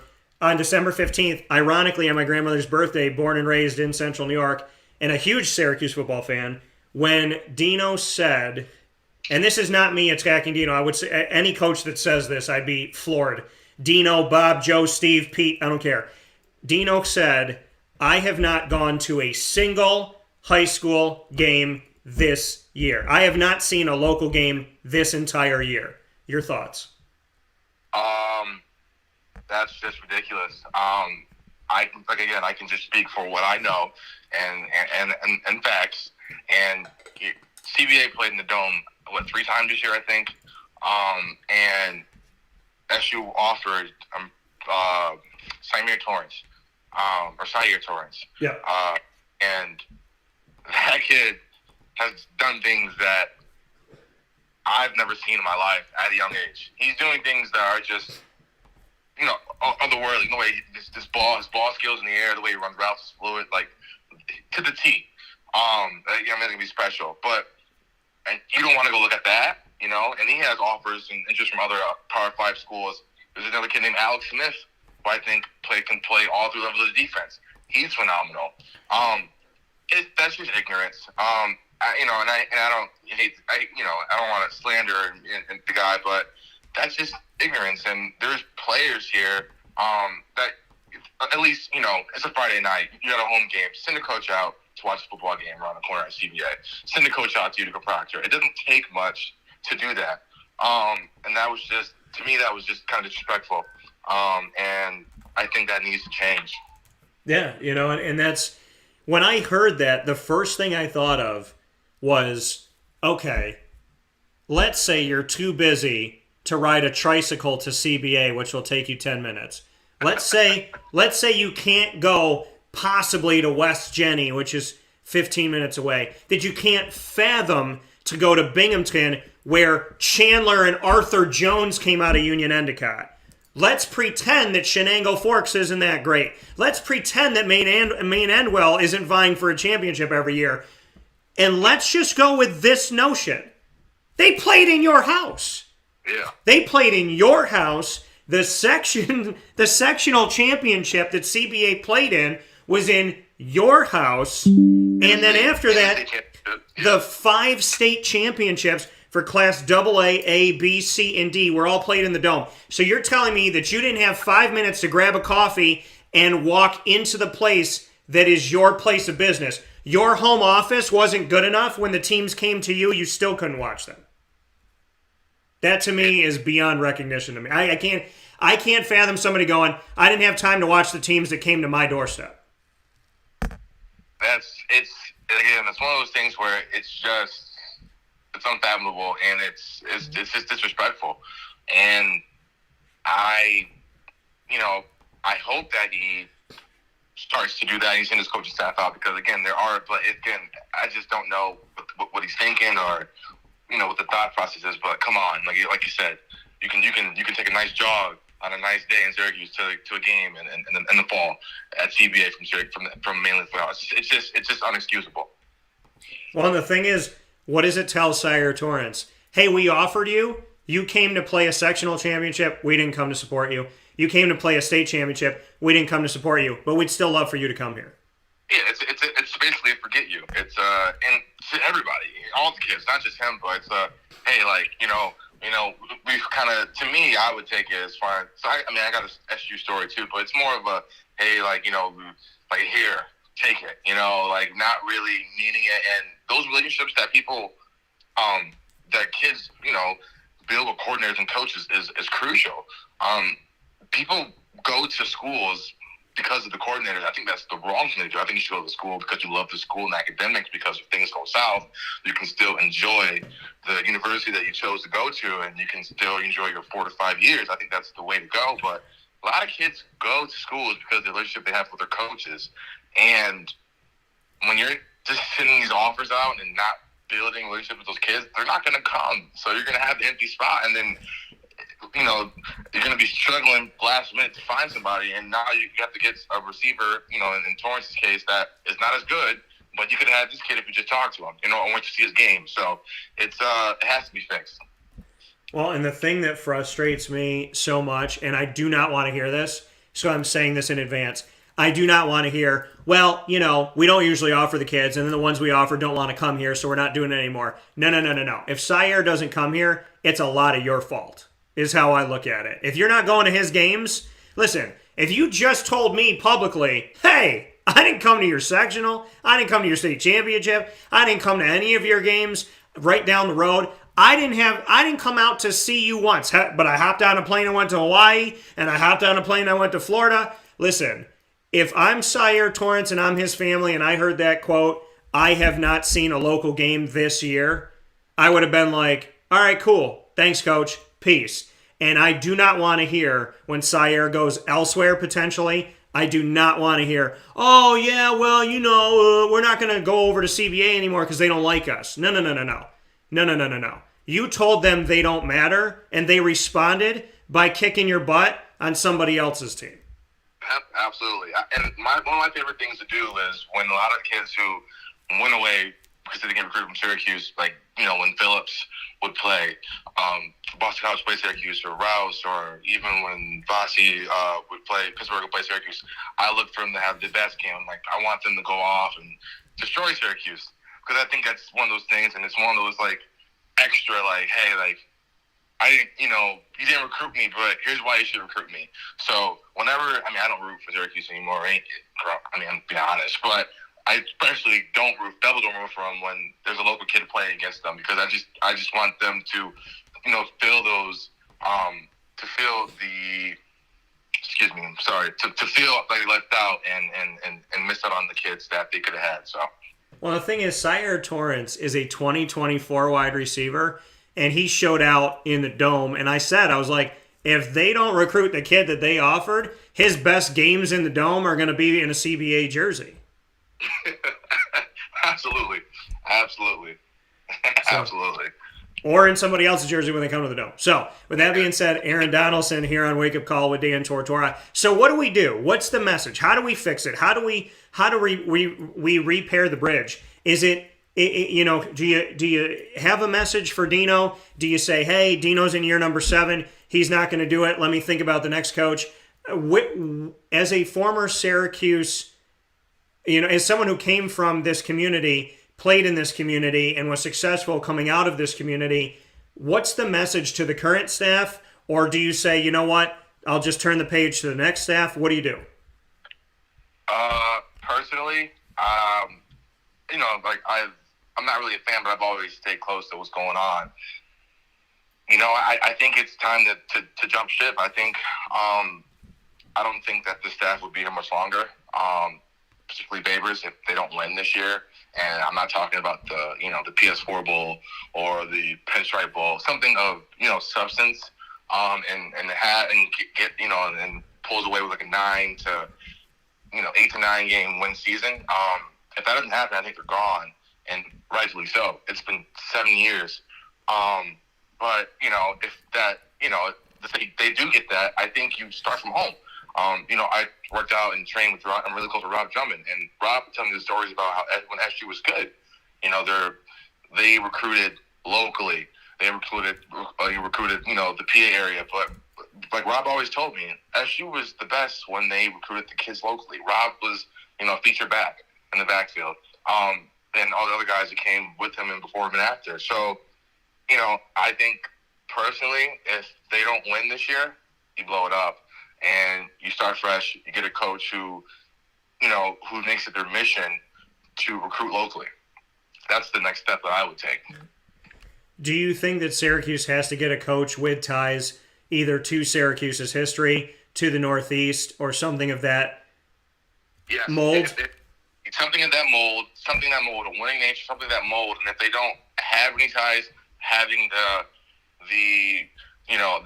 being the first thing on their agenda to do is to make that connection with the local talent, the talent around the upstate New York area, and just the all-state New York. So if they don't have it, to that being their first thing they do as they start as a new coach is just to build that relationship with the players around the area. Well, I already told Rob, if I was head coach of this team, the first phone call I would make to Rob Drummond, I'd say, what job do you want? So running back coach, whatever you want. You name it. Assistant coach, you name it. Absolutely. Yeah, so that coming from Aaron Donalson here on Wake Up Call with Dan Tortora. You mentioned it. I've talked about it many times here on the show. I was one of the people that was actually there. So the New York State Championship that we got to see for Class A, Christian Brothers Academy, what your thoughts are on head coach Casey Brown, on this team, on what they were able to do to go 3-0 to start the season, then lose 3 straight to end the season. They're 3-3. And then they go on from there to win 6 games in a row, 3 to a sectional title, 3 to a state title, finish the season hoisting a trophy as the New York State Class A champion. Your alma mater, my alma mater of CBA. Your thoughts? First of all, I thought that was phenomenal that they were able to do that. They haven't done that since Paulus, which was 04, 05. I think my cousin played in that team, and I had to be maybe 6 or 7 years old. And I remember going to that game, back then, and just like, oh, this is what I need, this is what I want, and just the atmosphere around her. And I wasn't able to get it done, and nobody was. So this year, prior to me leaving Syracuse, I live in DC now. I helped out for about 2 to 3 years with the coaching staff and the kids there, and just seeing the growth there from the kids was actually unbelievable. Coach Brown first got the CBA in my junior year. He was a quarterbacks coach under Coach Kaz, and just seeing how he became took over the leadership role, and they struggled. They struggled for years, and they dropped the class, but they didn't let that stop them. And we saw life of this last year during the COVID year. They lost a lot of close games, and they just made one or two more plays. They'd win more games, and they could go far, and everything clicked this year. So the job that they've done, staff, was just absolutely amazing. Bruce Williams is phenomenal. He's actually the guy I wanted to be growing up. Seeing Bruce play, we're number 5 in CBA. I wanted to do that. Him and LeVar Lobdell.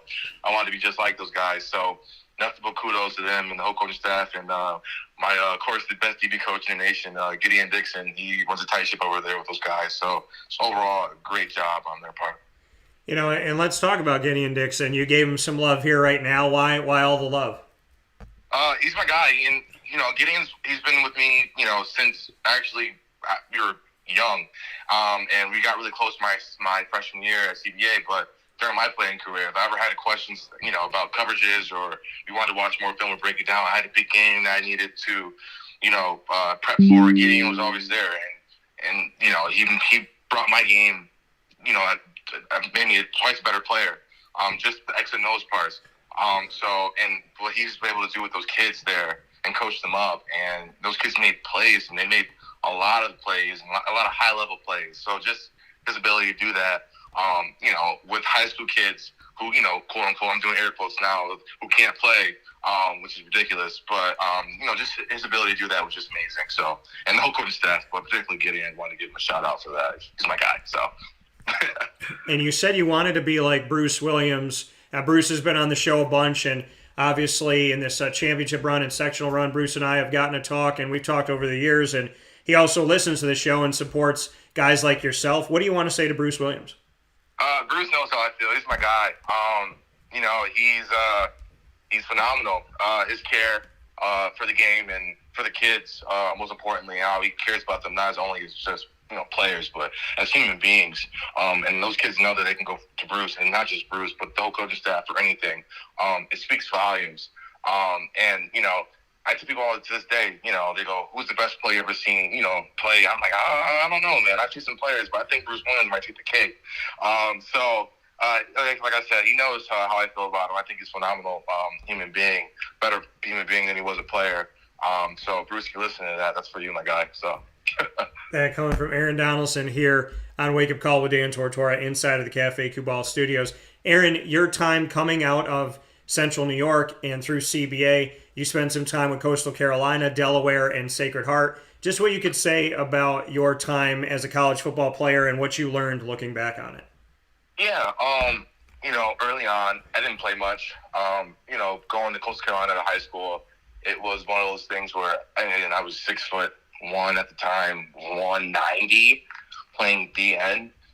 I had 18 sacks, 2 years in a row, so it's 36. But when you're 195 soaking wet, what's that going to do for you? So a lot of schools looked at me as an athlete. So Coastal at the time they were the number 1 FCS team in the nation. They just lost to like Carson Wentz in North Dakota State, and Myrtle Beach. I was like, hey, why not? Change location. So I went there.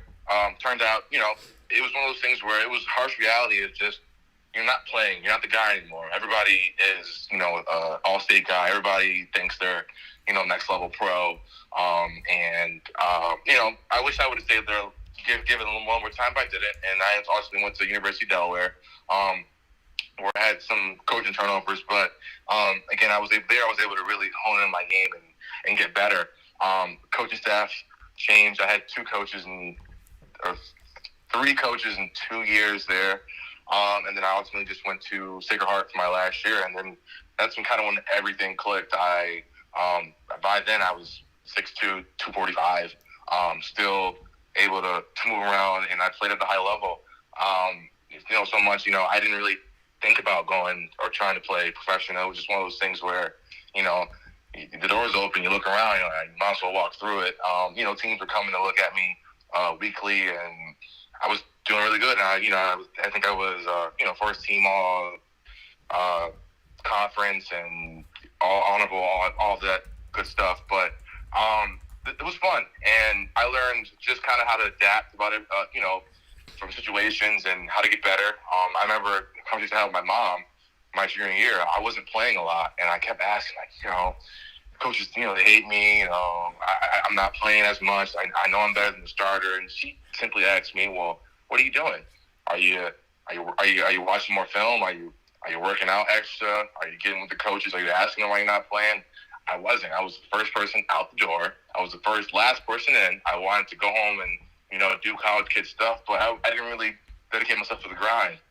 When I did that, everything flipped. And those skills that I learned just working hard have translated over to the business world that I'm in now and just my day-to-day life. So I think sports, particularly football, they set you up for adversity in life. And I'm super thankful for opportunities that I had. And, I wouldn't be where I am today without the game of football. It's opened so many doors for me. Yeah, and those doors that they open beyond the field, what are some of those?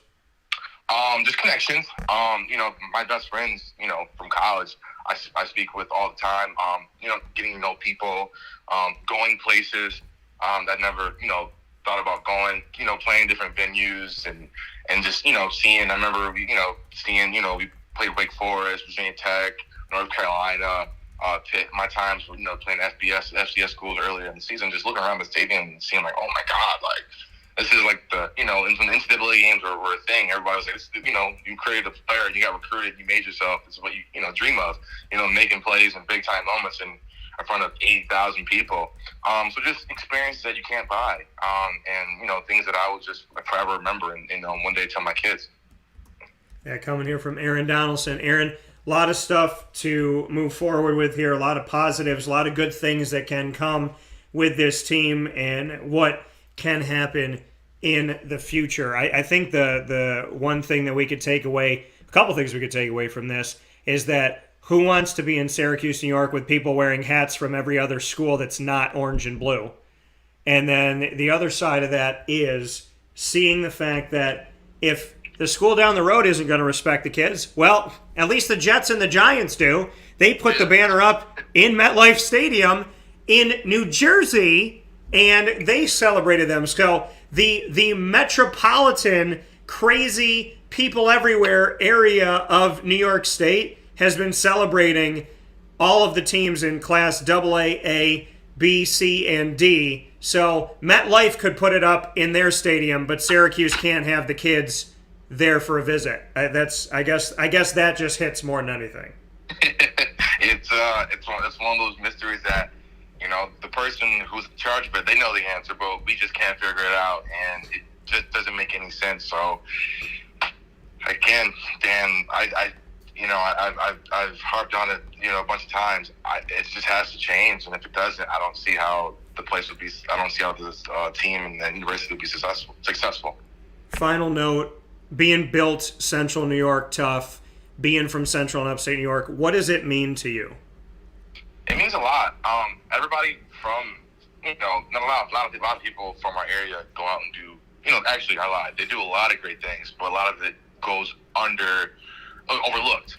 We named a bunch of guys who, just football-wise, who were successful and, beyond their career, but it just has a grittiness behind it. Even like right now, it's 45 degrees in DC, and people are complaining. My roommates, oh, it's cold. It's not cold. It's like midsummer in Syracuse. It just has has a mindset that everybody from home has, just working hard, grinding, putting their head down, and being really optimistic about things. So those are just core values that I've always had, growing up, that my parents installed in me as far as my teachers and my church home and all that different things. So it just means a lot, and it's definitely something that I will pass down to my kids. That coming here from Aaron Donalson. Aaron, I know it's the first time having you on the show, but love the experience, love the time. It flew by, and I'd love to have you back again if you'd like to come back. Absolutely, Dan. Just let me know and reach out. I'm looking forward to coming back on the show. All right, man. Well, listen, Happy New Year. Stay safe and take care of yourself, and I give you and all your loved ones my best, okay? Thanks, Dan. You too. Have a good day. All right, you too. Take care. Bye-bye. Thank you. See you. That coming from Aaron Donalson one more time on Wake Up Call with Dan Tortora, where sports meets that thing called life. We'll take a final step aside on today's broadcast, and we'll be here inside the Cafe Kubal studios to wrap things up right after this.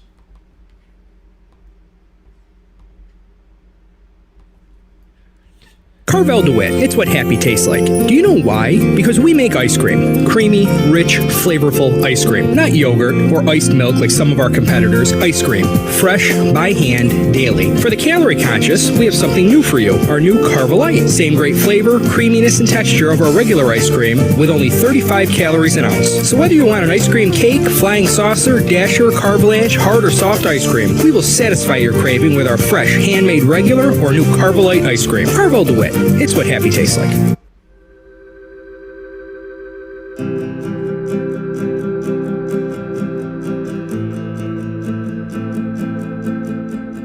Cafe Kubal offers same-day local delivery of our products, offering no delivery charge for Onondaga County. Shop cafekubal.com for fresh roasted coffee beans, cold brew, travel mugs, and all your essential Cafe Kubal needs. Cafe Kubal, coffee for the soul.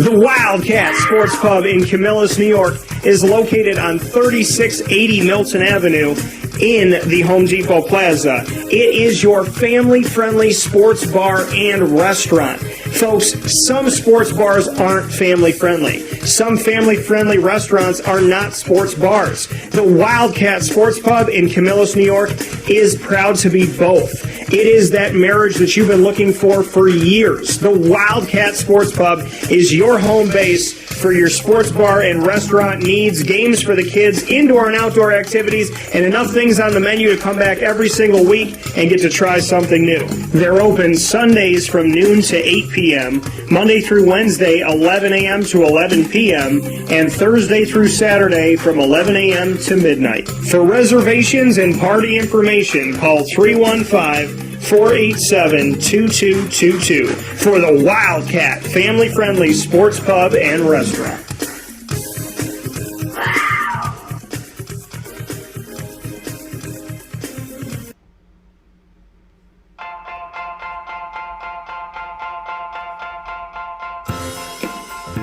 Cafe Kubal Mobile Cafe brings the cafe experience to you. We'll roll out to your neighborhood or office ready to serve our locally crafted espresso bar to our loyal patrons. Inquire at cafekubal.com. Cafe Kubal, coffee for the soul.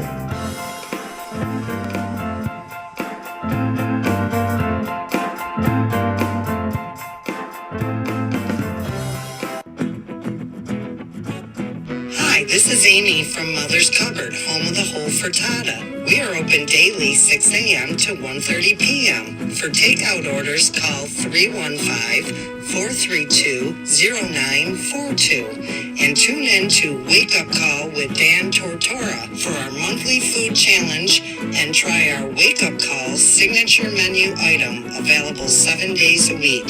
Here at Mother's Cupboard, we are Central New York, and it's our honor to serve you. Ma and Pa's Kettle Corn and Popcorn Factory remind us that every day is worth celebrating. Find them at 201 Old 7th North Street in Liverpool, New York. Open Monday through Saturday in-store and all the time online at maandpaspopcorn.com. Serving our Central New York community and beyond. You can order all throughout the country at maandpaspopcorn.com. And remember to get your tins, which have in-store half-price refills forever. Ma and Pa's Kettle Corn and Popcorn Factory, available to you for fundraising and all of your events by calling 315-450-6272. That's 315-450-6272. Ma and Pa's Kettle Corn and Popcorn Factory. How corny are you?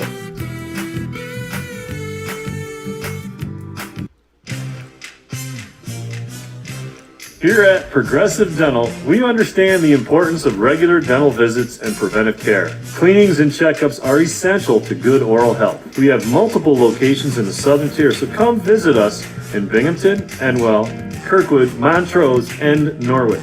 For self-pay non-insured patients, we offer the Smile Plan, which covers all of your cleanings, x-rays, and exams for an affordable yearly price. Call 607-754-2273 or 607-754-CARE to make an appointment today. For more information, visit our website at progressivedentalny.com.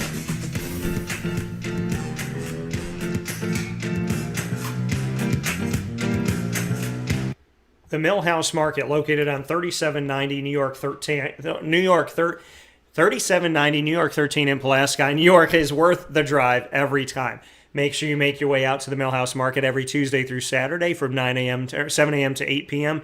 and on Sundays from 7 a.m. to 3 p.m. They've been opening earlier this week as well, with the coffee brewing, the breakfast there, the desserts there. Oh my God, the muffins, everything that they have to offer. The Millhouse Market's a place that you should literally go to every day. I don't care if you're 30 miles away. I don't care if you're down the road. The Millhouse Market is that perfect place to treat yourself, to bring a date, to go and have a little meeting, have a good time, have a little family reunion. It's the perfect opportunity for you to just have a nice little break from everything going on in your life, to take a deep breath and to just appreciate and enjoy something that's here in our community and here for us, and has been here for us as we've gone through one of the toughest times that we could have. They have their drive-through pickup window with contactless pay, making it all easy on the Millhouse Market app, which you can get from the Google Play or Apple App Store. They also have their indoor dining with a bistro menu that changes every weekend, so you can enjoy something new. And they have their general store supporting local companies in central and upstate New York, trying to pay it forward. The Millhouse Market isn't just a restaurant. It's a place that you can go to recharge, refuel, re-energize, and just get back to center. I appreciate everything the Millhouse Market does, and that's why they're worth the drive every time. 3790 New York 13 in Pulaski, New York. With that being said, thank you for being a part of today's show. Two fantabulous guests. There's not a long enough word. A supercalifragilisticexpialidocious type of duo of guests. Papa Joe, Aaron Donalson, inside of Ma and Pa's Popcorn.com's What's Poppin'. Head to Ma and Pa's Popcorn.com today and order online from any one of the 50 states to get your popcorn ready for this weekend of the NFL playoffs. I thank you so much for listening, watching, enjoying Wake Up Call every Monday through Friday from 9 a.m. to 11 a.m. Eastern Time, where sports meets that thing called life. Thank you for being a part of the show. As whether you're here with us on Facebook.com/WakeUpCallDT, Facebook.com/LiveNowDT, YouTube.com/WakeUpCallDT, MixLR.com/WakeUpCallDT, or on WakeUpCallDT.com every Monday through Friday from 9 a.m. to 11 a.m. Eastern Time. And, of course, watching and listening to Wake Up Call with Dan Tortora in our archives on Stitcher, TuneIn, Spotify, MixLR, Podbean, iHeartRadio, iTunes, and Apple Podcasts, YouTube. Make sure you head out to any one of those avenues and search Wake Up Call. Listen, you could just go to any one of your search engines, Safari, Bing, Google, whatever, and type in Wake Up Call with Dan Tortora, and all of these will come up. Pick your favorite, download us, keep us, save us forever, and they will update themselves with new episodes all the time on any one of these avenues. Search Wake Up Call with Dan Tortora, or one word, Wake Up Call DT.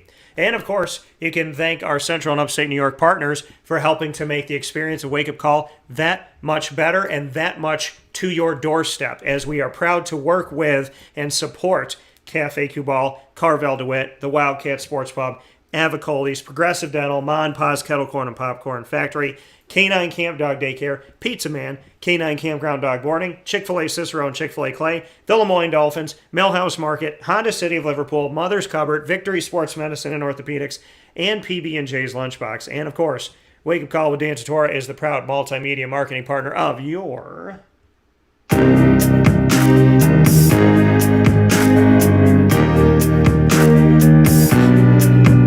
Lemoyne College Dolphins, it's Fins Up, baby, every single Wednesday at 9 a.m. Eastern Time. It's set it and keep it forever. Wednesdays at 9 are Dolphin time. That's what they've been dubbed here on Wake Up Call, because every Wednesday at 9 o'clock, you're going to get something special with the Lemoyne Dolphins exclusively on Wake Up Call with Dan Tortora inside of these Cafe Kubal studios. Lemoyne is here with us every first and third Wednesday with AD and DT, featuring Athletics Director Bob Beretta of Lemoyne, and myself, Dan Tortora, a.k.a. DT. And on every second and fourth Wednesday, the Dolphin Dive dives into the stories of student-athletes, coaches, and staff members at Lemoyne College on why they chose Fins Up. So make sure you check all that out on the Lemoyne tab on wakeupcalldt.com, as well as by going to YouTube and subscribing to us, youtube.com/wakeupcalldt.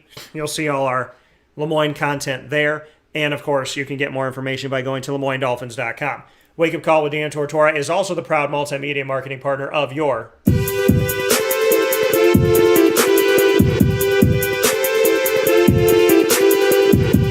Marywood University Pacers. It's all Pacer pride all the time. And on Fridays, we round out every single week with Marywood University in our exclusive branded episodes, Pacer Pride, with Executive Director of Athletics, Pat Murphy, student athletes, and coaches. The Marywood Pacers find their way to Wake Up Call all throughout the month, right here for you. Our specials are available on the Marywood tab at wakeupcalldt.com, as well as on youtube.com/wakeupcalldt. Click subscribe.